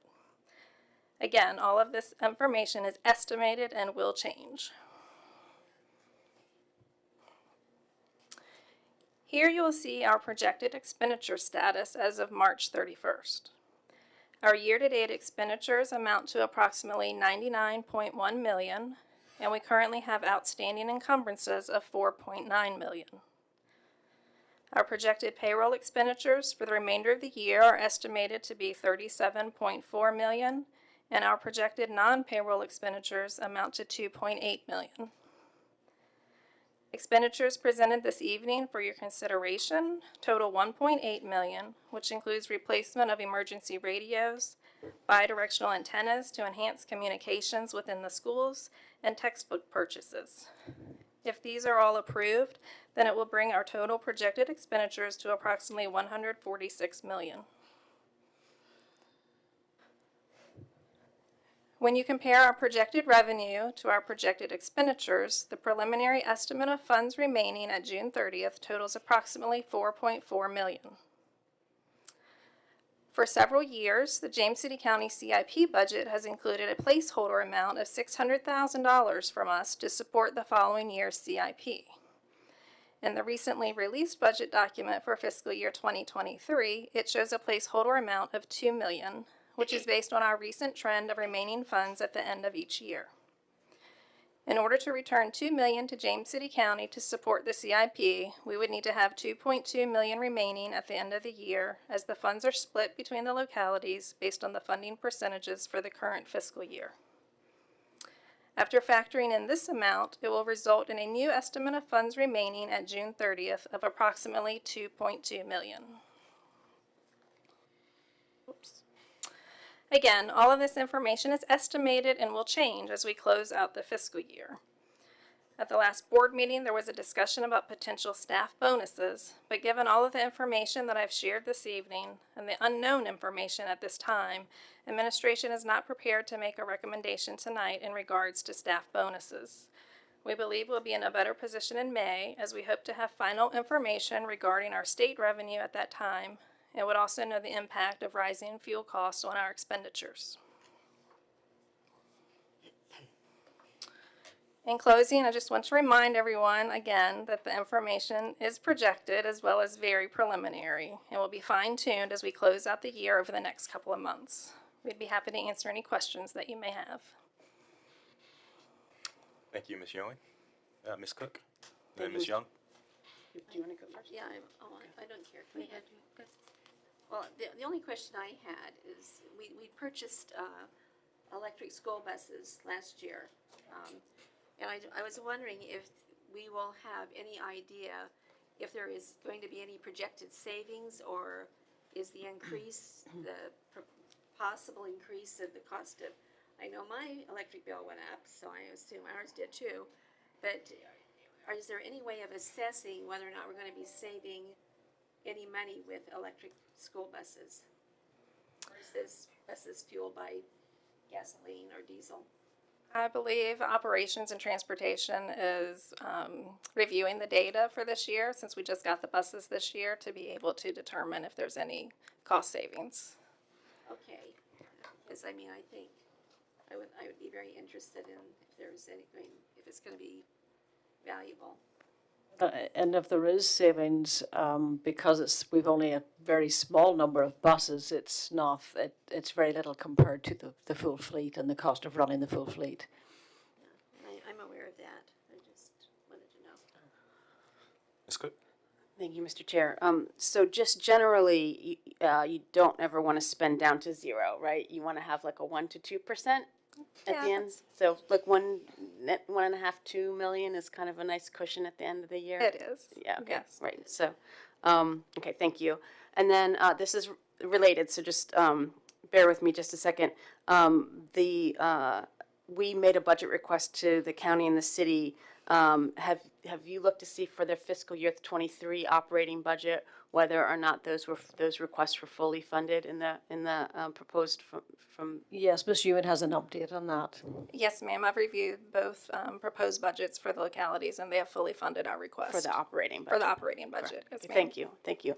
And so now I'd like to kind of move towards the, and did they fully fund the CIPs? The CIP across the 5 years, they made a couple movements of projects, but overall, the whole 5 years is funded. Thank you. But the $2 million that is going to be set aside for the fiscal year 23. So our end of year fund balance that they're proposing going to the CIP budget. I just want to remark from my perspective.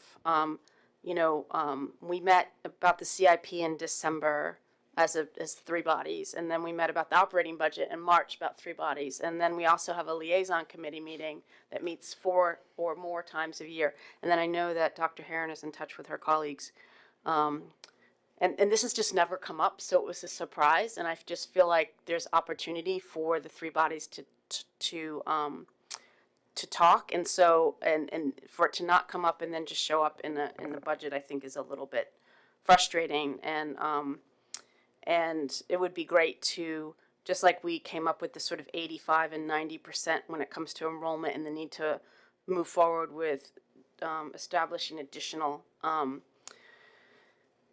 educational instructional space, I think it would be good to get some sort of common agreement around what the expectation is for a fund balance to go into the CIP, because without that level of kind of consistency and understanding, it can lead to kind of a yo-yo experience.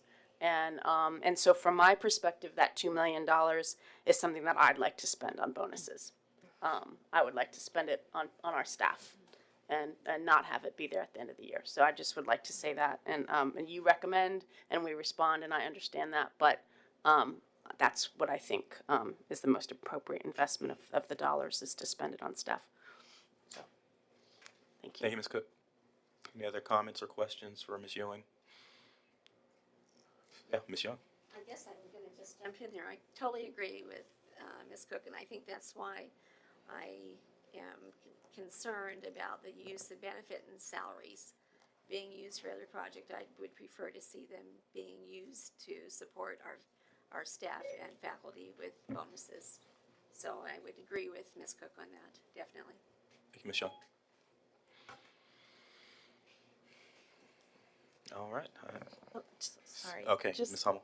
I just want to seek clarity on what you guys are saying. So are you saying that the 4 items that were brought up today for our consideration, which total 1.792, are you saying that you would prefer that money be? No, what are you saying? What are you guys saying? I'm saying I want the 1.7 we just talked about. Okay. I would support all of that. In addition, I think we should take a portion of what basically James City County has claimed $2 million of ours that we currently have in our fiscal year 22 budget for next year's CIP. It's that 2.21 right there. Right there. And I'm saying, got it. Okay, and I'm I understand. saying, Okay. I think we should spend it on our staff. That's what I'm saying. Understand. But for clarification's sake, I do think Ms. Young was saying something different. No, I mean, I think that was just my problem with spending the salary and benefit money. And I do see the need for those things, which Dr. Heron has said is high priority. But I guess I do have a question now, what you've said. Are you saying the placeholder for the CIP, you would rather see that money spent for bonuses, or the part underneath that is the 2.2? That's where I'm confused with what you've said. So, and that's why I asked the question of Ms. Ewing, sorry. Is you want to go into the end of the fiscal year with about $2 million. Right. So, because you don't want to spend down to zero. So looking at this slide here, I would spend roughly $2 million on staff. Rather than the placeholder to support FY23 CIP. Correct. Got it. Thank you. I just wanted to make sure I was understanding what you were saying. Yeah. In large part, it all comes back to conversation with our funding partners and having an understanding from them what they were projecting to expect from the school division. For my part, I'm wondering, apart from negotiations and conversation, do we have any say in that 2.214? From my discussions following, realizing that number had increased in the county budget, I do believe it is a placeholder, but looking back at previous years, as Ms. Cook has very rightly pointed out, we always have money at the end of the year because we cannot push to the wire on a $150 million budget. And so there generally is about $2 million left over. So I think the placeholder is based on historical facts and in terms of what we normally have at the end of the year.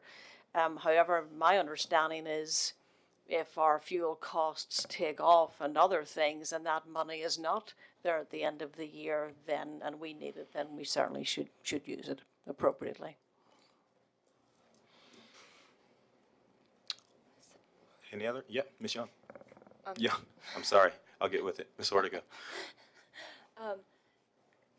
So if I'm understanding correctly, is that having it as a placeholder for CIP is almost a way to retain extra funds without actually retaining extra funds because we're not allowed to do that? We actually don't retain funds, they go back to the city and Right, county, but but to- they're assuming potentially a $2 million at the end of the year, which then the projection is, or the thought process seems to be, that it would then be put towards our CIP. I know that's been in discussion, but it's not in writing and it's not a definite at this point in time. And it's $1.4 million more than typical, correct? Yes, ma'am.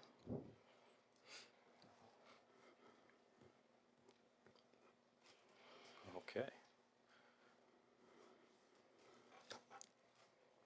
I don't see any other questions or comments. I'm not sure my question was really answered. What I was really asking was, well, I think you did, but with respect to Ms. Cook's comment, what she would like to see going to staff. It's a placeholder. Are we required, are we bound to reserve that for those needs if other emergent needs don't arise? We're not required to do anything. This is still our budget and our funds. Okay. Thank you. That just helps me understand where we are. All right. Let's move on.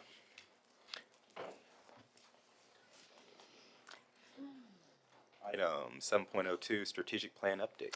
We're pleased this morning, Mr. Chair, or this afternoon, to present an update on 2 strategic plan goals for the year. And to lead off these presentations this year, we have Ms. Bourgeois and Mr. Landers talking about progress made in goals 4 and 6. And Ms. Bourgeois will take the stage first this evening. Thank you. Good evening, Mr. Chair, members of the board, and Dr. Herron. This evening's strategic plan update focuses on Goal 4, safety and security, and Goal 6, organizational efficiency and effectiveness.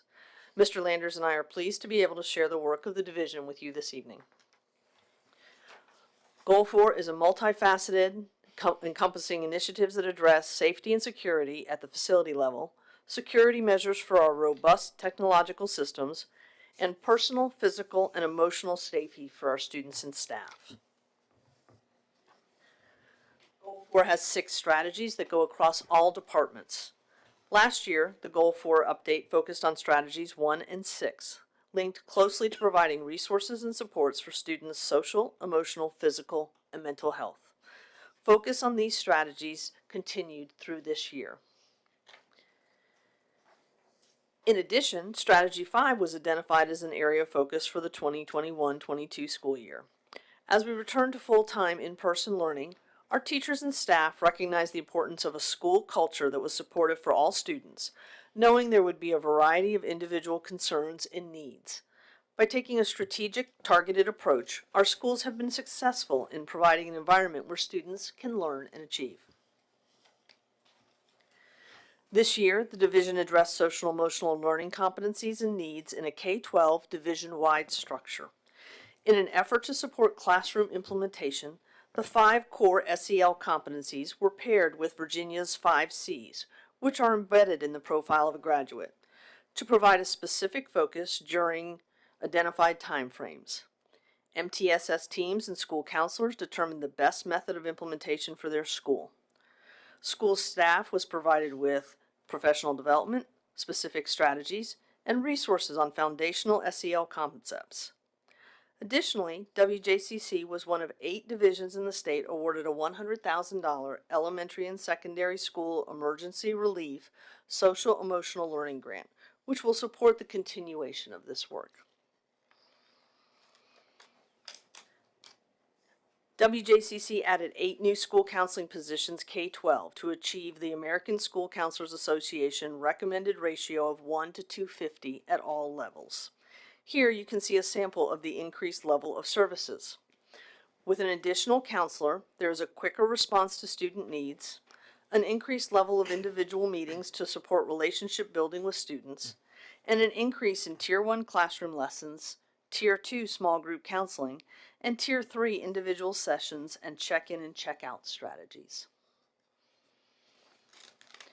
As part of our work in providing students with school-based resources and supports to enhance the development of their social, emotional, and mental health, school counselors track data related to time spent in direct service to students.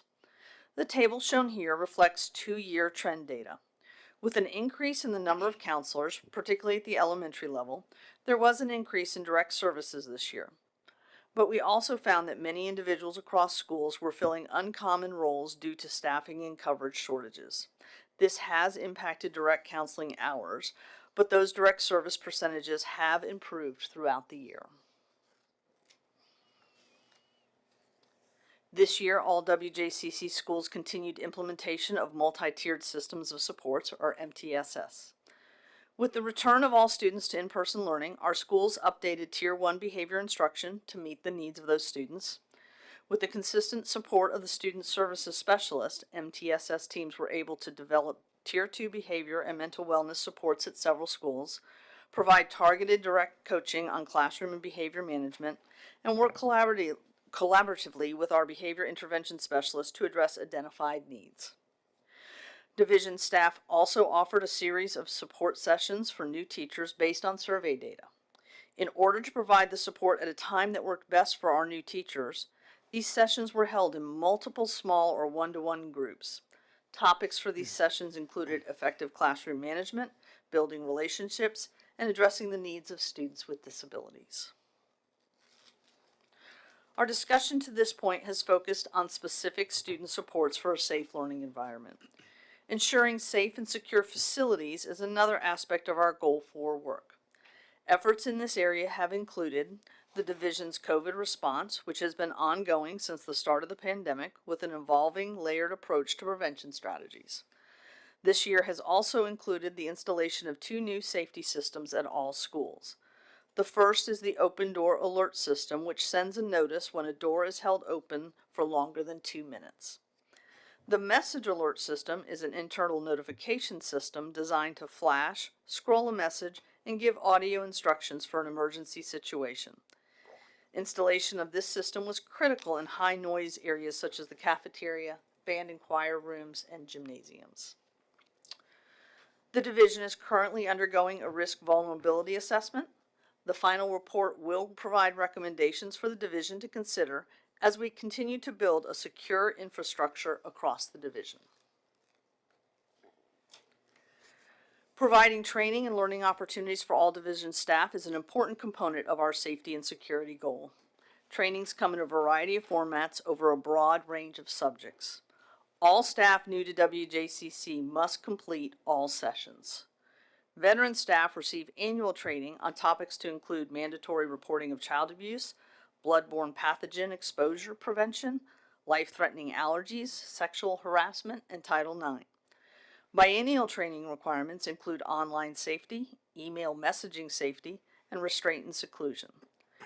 To date, over 12,828 training sessions have been completed by division staff this year. State requirements and staff turnover are continually reviewed to identify areas that may need additional training.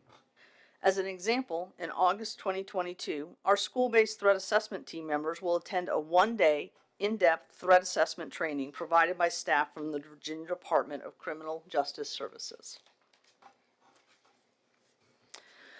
WJCC has also continued our commitment to the health and wellness of students, staff, and families through the School Health Initiative program funded by the Williamsburg Health Foundation. An area of re-energized focus this year has been on the active lessons. SHIP has worked with 65 of our new elementary teachers, providing over 822 physical activity lessons. These lessons train teachers how to integrate physical activity into teaching across all content areas. At this time, Mr. Landers will share information on the final Goal 4 strategy. Good evening. Strategy 4 focuses on maintaining the availability and security of our network and devices. Our staff regularly monitors various attacks, and our tools and partnerships, such as the Multi-State Information Sharing and Analysis Center, as well as the Virginia Information Technologies Agency, play a key role in keeping our network staff current with notices of threats and trends in the cyber arena. According to the 2021 end-of-year analysis report, The K-12 Cybersecurity Resource Center has indicated that phishing, ransomware, and social engineering remain the top threats against K-12 education. During a typical 90-day window over the past 2 years, we have averaged 300 to 450 attacks on our network. This is comparable to divisions across the nation and is reflected in the graph in the lower left corner. Under availability, we monitor our bandwidth utilization with the goal that average consumption should not exceed 85% in order to allow some room for peak periods. This year we have averaged 73%, which is a slight reduction from last year's 75%. We also monitor the available kilobytes per student, which federal guidelines have set a goal of at least 100 kilobytes per student, which we exceed and are currently at over 400. We monitor our firewall logs for threat indications and ensure that our firewall has all applicable updates and patches. This measure must always be 100% current, which we have met. To ensure staff have the resources to keep on top of trends and technological advances, they attend at least 2 industry PD sessions per year each, and we have met that target. Security is also everyone's responsibility at some level. A single instance of falling for a phishing scam could introduce malware to our network. We continue to ask all new hires to complete a Safe Schools module on email security. To further support security this year, we have implemented a program to allow better filtering, with which we will also be rolling out a parent app that will allow parents to see what their students are doing on the web and when.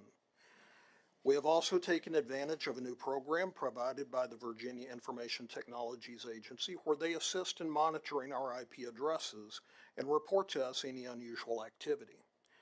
We are currently evaluating an artificial intelligence-based email security product to enhance our protection against phishing and spoofing attacks to better protect not only our network but also our staff.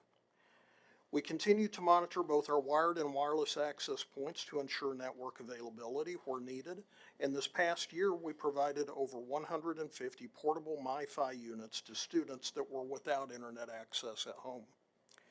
Lastly, but certainly needed, we are also working with all vendors that require access in any form to our student data to enforce the Student Data Privacy Agreement that is supported by the Virginia Department of Education. Each contract requires that the vendor meet certain protection criteria at either contract signing or, in the case of existing contracts, contract renewal. This completes our update on Goal 4. We'll pause here to take any questions before moving to Goal 6. All right, any questions? Ms. Bourgeois? Mr. Landers? I really appreciated hearing I can't recall what you referred to it as, but parents being able to see what their kids are looking at on the computer. That's going to be well received by many parents, I can imagine. It has been a common request over the past year. Excellent. All right, well, Goal 6. All right, moving on. Goal 6 focuses on maximizing the division's available resources through efficient operation, streamlining processes, effective use of data, and alignment of our budget to the division priorities. For the 2021-2022 school year, the Goal 6 team focused on strategies 1, 3, and 4 reflected here. Our first strategy continues the focus of making our data available for supporting key decisions in a timely manner. The division has implemented a data dashboard that provides actionable data presentation at the classroom and student level, while also providing overview snapshots at the building, division, and strategic plan level. The system is comprised of several modules, which include student demographics, attendance, and academic data, early warning processes to identify at-risk students, tracking student progress throughout their academic career, as well as staff and financial information. The dashboard is currently in use, and we have trained leadership to use the system to analyze the various reports and ensure data is accurate as reflected. We are now in the development phase of making additional data determinations for a senior leadership component to the tool. As the timeline shows, the implementation of each module will be completed in stages, with final completion expected in June. This screenshot shows the landing page of the enrollment overview for the division in the Essentials module. Each area is clickable to further drill down into the data. This screenshot is a division-level view of the early warning module. Each area provides a drill down to individual students, and using the filter in the top left of the screen, the focus can be changed to individual schools, grade levels, and classes. This also brings us to our next strategy, 3, for consistent processes for the use of data. For example, in the high schools, leadership teams are using the combination of attendance, behavior, and course performance to identify students that may be off track toward their path to graduation and in need of additional supports. The teams have created cohorts of students to track and can even open a student profile screen to help identify the right resources to address where a student may be struggling. Across all of our schools, leadership teams are able to identify various data points such as chronic absenteeism, with the system highlighting those students that have missed 10% or more of the school year, allowing for interventions to provide support to those students missing school. Moving to strategy 4, which supports efficient operations of the division, areas of focus this year have included a continued effort from last year to develop a standardized process to implement new instructional technologies. This process to date has identified 62 resources which have been approved for use division-wide. We are completing a 2-year process of migrating our SharePoint system to Office 365 in the cloud. SharePoint is our intranet framework that houses data for every department and school in the division, from lesson plans to mileage forms. We have also worked with Human Resources this past summer to improve onboarding of new teaching staff.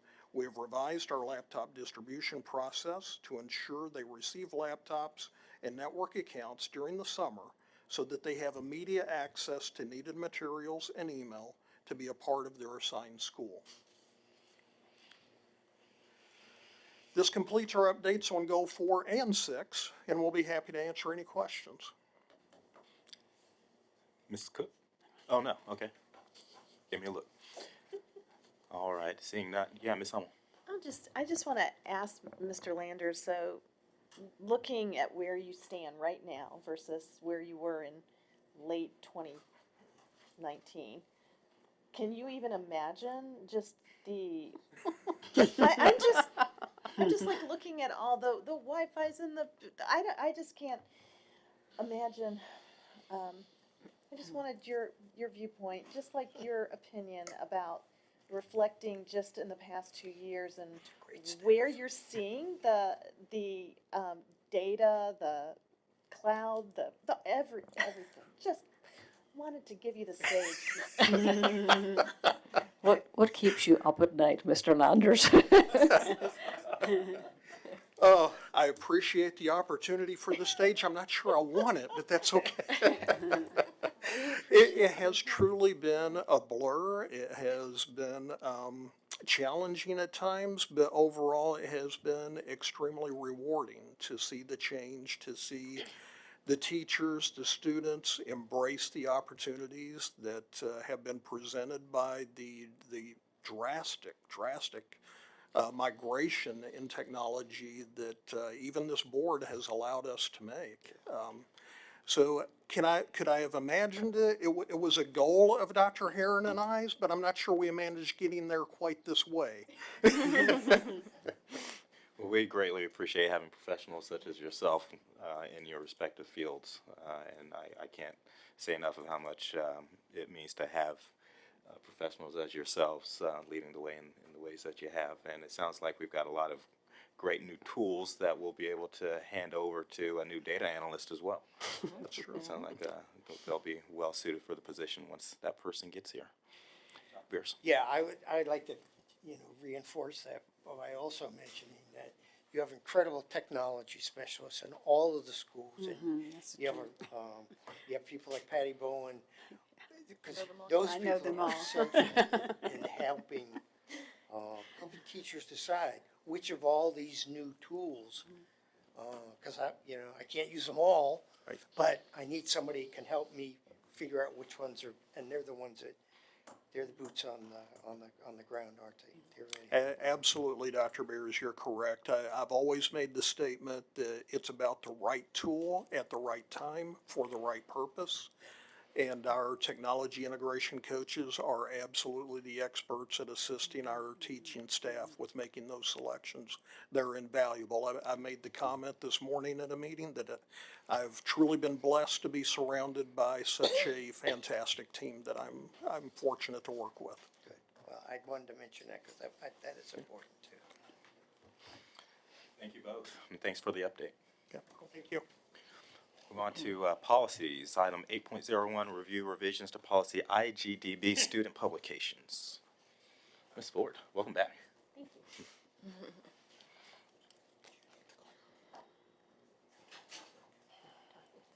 you. Good evening again, Mr. Chair, members of the board, and Dr. Herron. This evening I am presenting recommendations for the revision of policy IGDB student publications. This policy was originally adopted in 1974 and was reviewed in 2001. We recommend changing the term communications to publications and adding the superintendent's designee as an individual a principal may contact for questions related to content in student publications.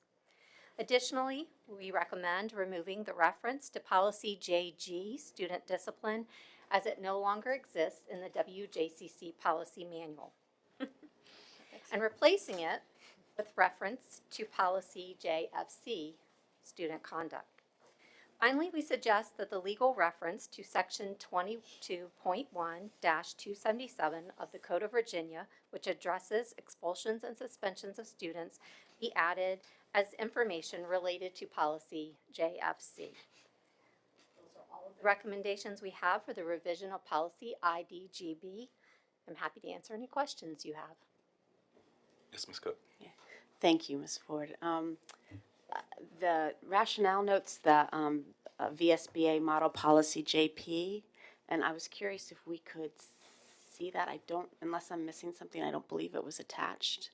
And so I'm just, before next, if we could just get that before we take action on it, that'd be helpful. We can obviously get that for you. Thank you.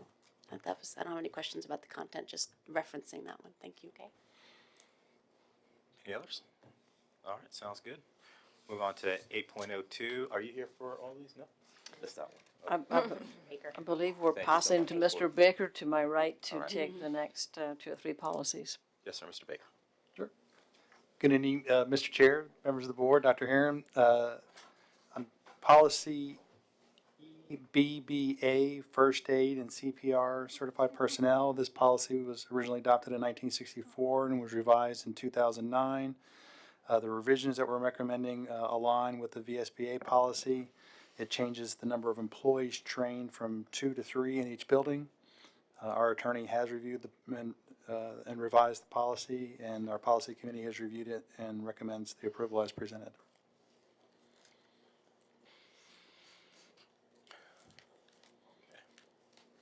Any questions, comments? All right. Mr. Baker. Mr. Baker. Policy ECABA, Employee Identification Badges. This policy was adopted in 1995.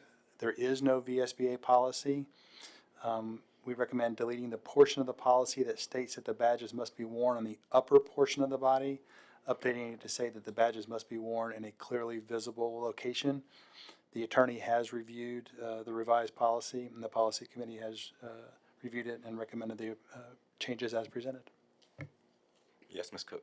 Thank you, Mr. Chair. I'm fine with this. I just, when I was reading it, I just wondered if it should be a regulation, or if it should even be elevated to a policy. Just a question. Would leave that at the discretion of the board and the policy committee. Yeah, I mean, since there's no VSBA policy and it does seem really administrative in nature, I wonder if, people may not be wearing we're supposed to review policies every 5 years. No, in 5 years, they may not even be wearing badges. It might be a chip on their shoulder or something, you know, I mean, so I just. Chip on your shoulder. Exactly. Right, exactly. So, you know, this seems to me like maybe it shouldn't be a policy. I'm happy to support it, but just thought I'd throw it out. I agree. I think it's like a requirement for employees. This is one of the, you know, this is one of your requirements if you're going to be employed by them, rather than policy. Is there a companion regulation? Yeah, I think that. I don't see one on the cross references. No, sir. Part So- of the employee handbook. Yeah, okay. Does the policy committee have a concern about that? I don't have a concern of reverting it to regulation. Neither do I. That's what the board wants. So Did that happen? is that our recommendation? Yeah, I think so. Okay. Yeah. Let's see what happens. Thank you, Ms. Cook. So Do we this will want get to, removed then? let's look at it, take the week to look at it, and let the board kind of look at this one more time with the understanding that it could be removed from policy and made a recommendation, made a, sorry.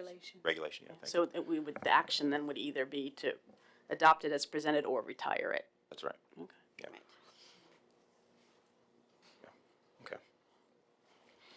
Thank you. 8.04.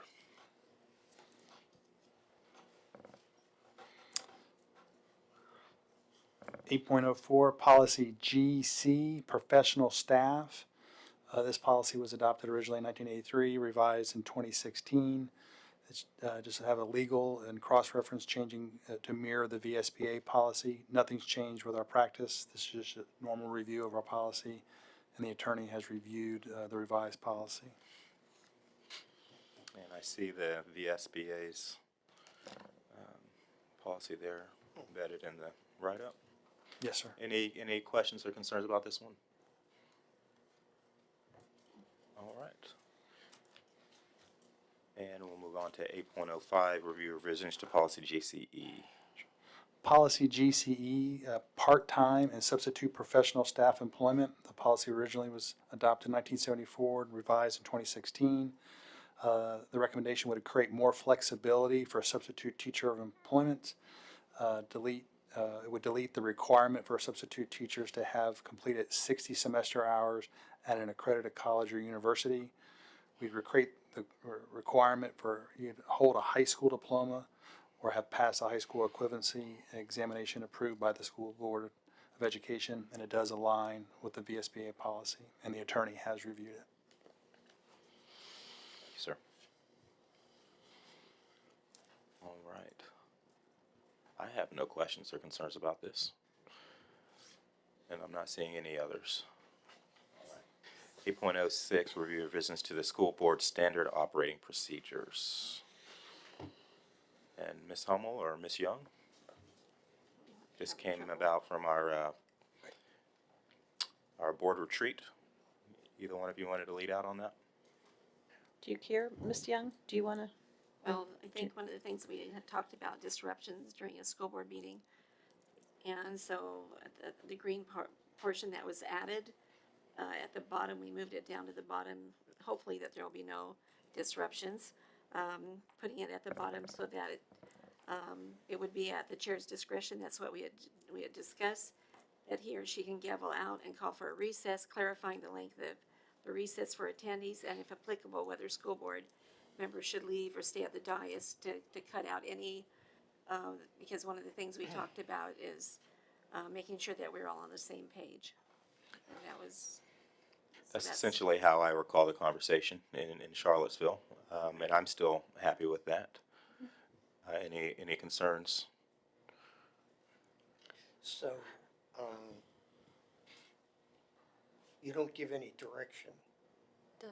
You mean? to anybody that's out in the audience, or if we have law enforcement people there, we're gonna call for a recess. Call for a recess, and the direction is clarifying the length of the recess to the attendees, for the attendees. It's the green, it's the last the last bullet? See the last bullet in green? Yeah, I'm looking at it. Oh, That's what okay. I'm looking at, yeah. He or she can gavel out and call for a recess, clarifying the length of recess, and if applicable, whether school board members should leave or stay at the days. So if there's, I don't know, something going on, and basically all you're gonna do is, your action is we'll be in recess. Yes, sir. Where to go? Is it really just specifying that if the chair decides that we need to go into recess because of a disruption, that he or she should state we're all going to go recess in another room? Like there's not really a scenario. For how long, and that some may stay, some may go, and that will be presented. Some being the board members. Audience or board members. Oh, okay. Yeah, some the- board members may stay. We you- all might go, but that'll be decided The or chair just has determined. to say it out loud, That's so right. everyone Just knows. so there's no confusion. Yeah. Okay, so there is a scenario in which some could choose to stay and some could choose to leave, as long as you've said that. That's the right. scenario. Yeah. Not you or the chair. The chair. Yep. And I think it's important that the attendees, I mean, we're talking about the attendees, the audience. Right. The people that are present, so that there would be some clear, Mhm. direction as to what was happening. Ms. Cook? Yeah, so I'm just, I'm happy to support this. But, and I appreciate that the first sentence has to do with disruptions, because there are other reasons to call a recess. You know, so if there's a recess called for 5 minutes because it's a long meeting and everyone needs a bio break, then there's no, no one has to go, or whoever, people can do whatever they want. But in my view, disruptions during all recesses called as a result of a disruption should involve the board physically recessing, in my view. And so, so recess that's called for other reasons, individual board member discretion. But for a disruption, I think it's important for the board to physically recess, and then for the chair to do whatever he or she thinks should be done with regard to the gallery and security, to Dr. Beers' point. So, And this allows for that to happen, but it allows for some fluidity of decision making. Yep.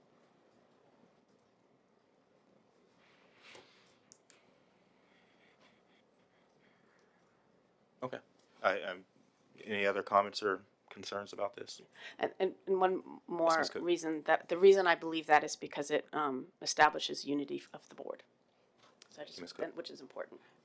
I was getting ready to ask that. So if like 3 of us leave and 4 stay, does that send a message that we 4 disagreed with the Chair. chair? That's the only thing I feel would be confusing to the audience. Why are those 4 still there and the other 3 left? They must not be in agreement with the gavel.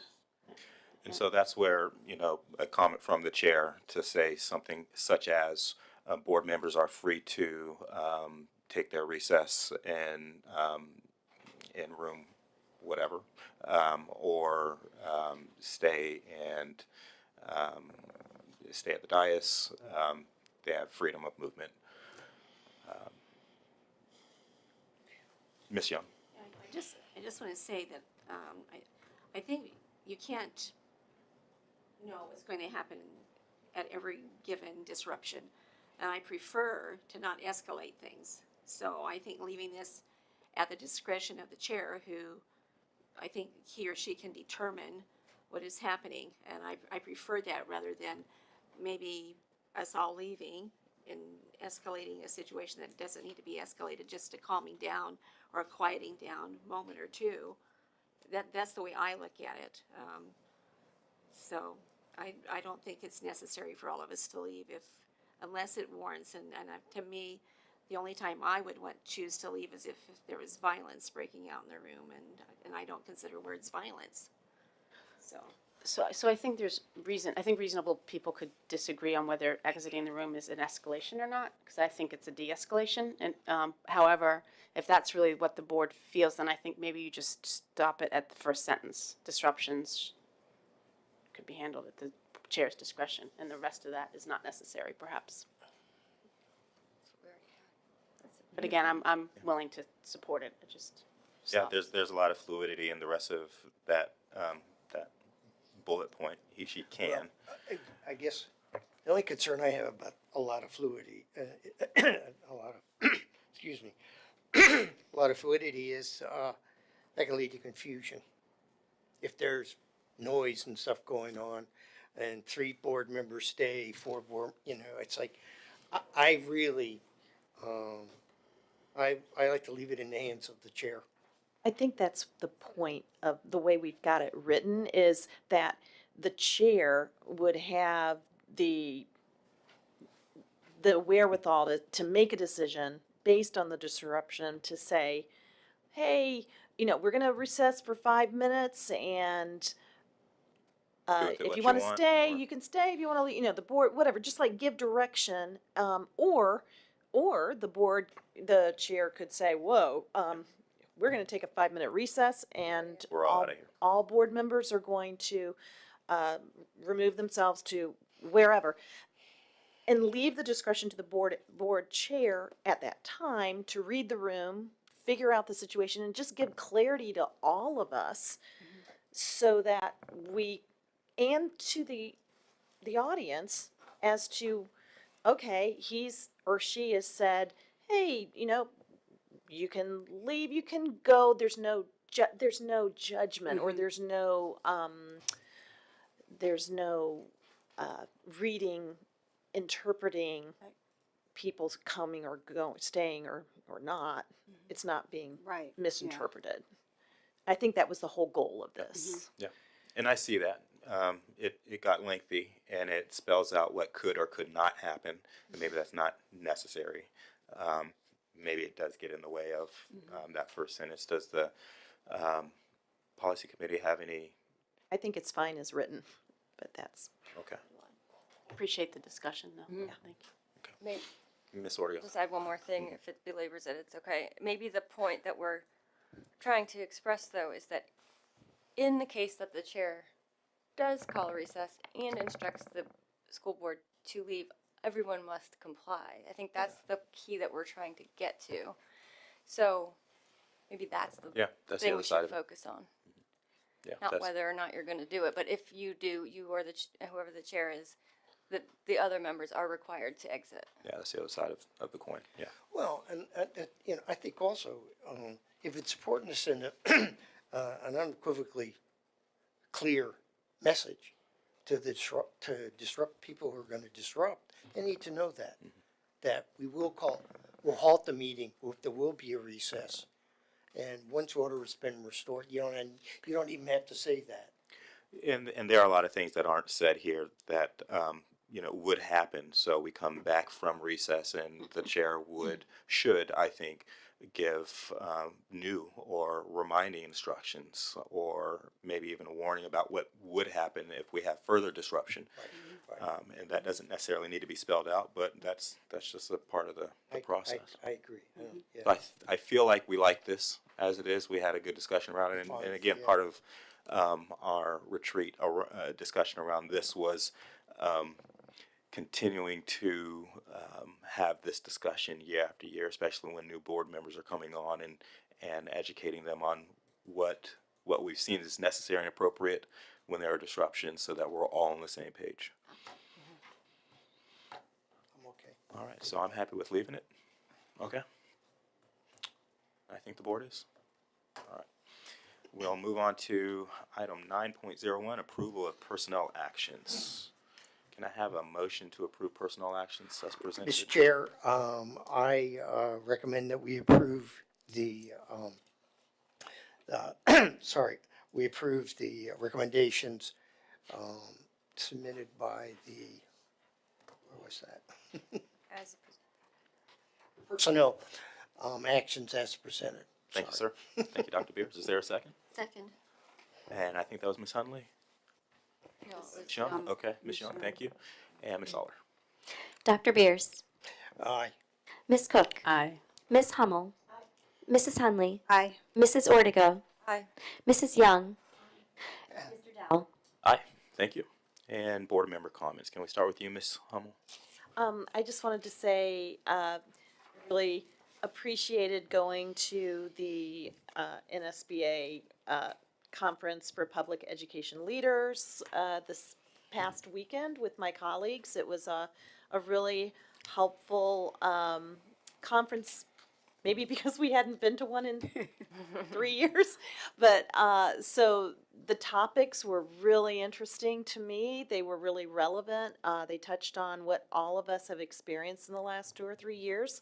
And I think all of us came back with some useful ideas and thoughtful kind of considerations for the coming year. And I also appreciate Mrs. Hunley and doing her quick overview of her notes, and I'm going to do the same thing. Thank you. Thank you, Ms. Hummel. Ms. Cook? Thank you, Mr. Chair. Yeah, I wanted to echo Ms. Hummel's comments about NSBA, and it was a really good, informative conference, and I look forward to sharing with all of you what I learned, and hope that it can inform our work and improve it. And also, I attended, I think since the last, I don't know, my timeline's a little bit messed up, but Frozen Junior at Berkeley Middle School, which was incredible, really incredible. So I can't remember if I said that already, but did I? Okay. I don't think you No, did. no, that was the other one, right? Meeting. Schoolhouse Rock, yeah. So really amazing program, and we're just so fortunate to have such an amazing performing arts program in our school division, particularly when it comes to musical theater. So it's really great. Kudos. Ms. Young? Oh, okay. Yeah, I appreciate the board members' comments thus far. I, again, just want to reiterate how happy I am that WJCC participates in New Horizons. Wish Ms. Walters was here. I'd congratulate her and the division for participating in that. I think our high school students receive a quality education and program from that, and it excites me to think that when they go through those programs that they're ready to go to a job and to start earning to be in a paid position. And I think that's what we're heading for, is getting our kids out there where they can be productive. And so I really appreciate that program and in total support of it. So. Thank you, Ms. Young. Ms. Ortega? Yeah, I'll just echo my colleagues' sentiments about the conference, the NSBA conference. I also was grateful to have the opportunity for a number of reasons. One, there was just a wealth of knowledge, lots of different topics that we could sit in on and listen. I mean, the sad part is that there's more that interested me than I could attend physically at one time. So, and also just deepened respect for my board colleagues that I got to spend time with in a slightly different way, very different way, different format, much more personal, and get to know each other as people. So I appreciated that. And the NSBA, the new executive director, did acknowledge past mistakes that occurred at the NSBA level and did promise to rectify them. So I thought that was encouraging. Thank you, Ms. Ortega. Ms. Hunley? Enjoyed the entire conference equally. The relationship just with my fellow board members, I think it was both. I couldn't pick one over the other, and I think a lot of people think we know each other and hang out and everything, but that was the most quality time we've had together. And relationships are so important for the work that we do. So I enjoyed that. And then before I left, I went to Matoka, talking about technology, and you know what vending machines look like, where potato chips and Cokes drop out of. Well, now they have books, children's books, and the kids could earn these coins. And so I got to see them cut the ribbon. And I mean, I hope they have enough money to keep stocking that, because I think every child is going to wear that machine out. So I hope the parts, the moving parts for that, because that was, I never would have thought I would see a vending machine that dropped books and kids so excited. And then, It's ship approved. and yeah, that's right. No ships There was in a Coke. scorpion book that I wanted to ask for a coin. Can I have the scorpion book? But anyway, I saved it for a kid.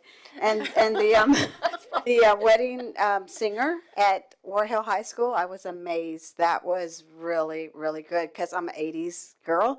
And I went home looking for my leg warmers and listened to some of those songs. So, but the fine arts are always just awesome. So, but I'm glad to be back here. I mean, it's nice to go away, but there's no place like home. So, anyway.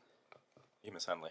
Dr. Beers? Yeah, I agree. It's a long, long way to go coast to coast. But I thoroughly enjoyed having the opportunity to spend time with my fellow board members, and relationships are really important. And I very much appreciated the time. Where I sort of focused, what I looked at, I went to sessions that dealt with evaluation. Some of them dealt with student evaluation. I was also interested in thoughts from other people about the superintendent's evaluation. But the one that I really got the most out of, this may surprise you, was a board self-evaluation.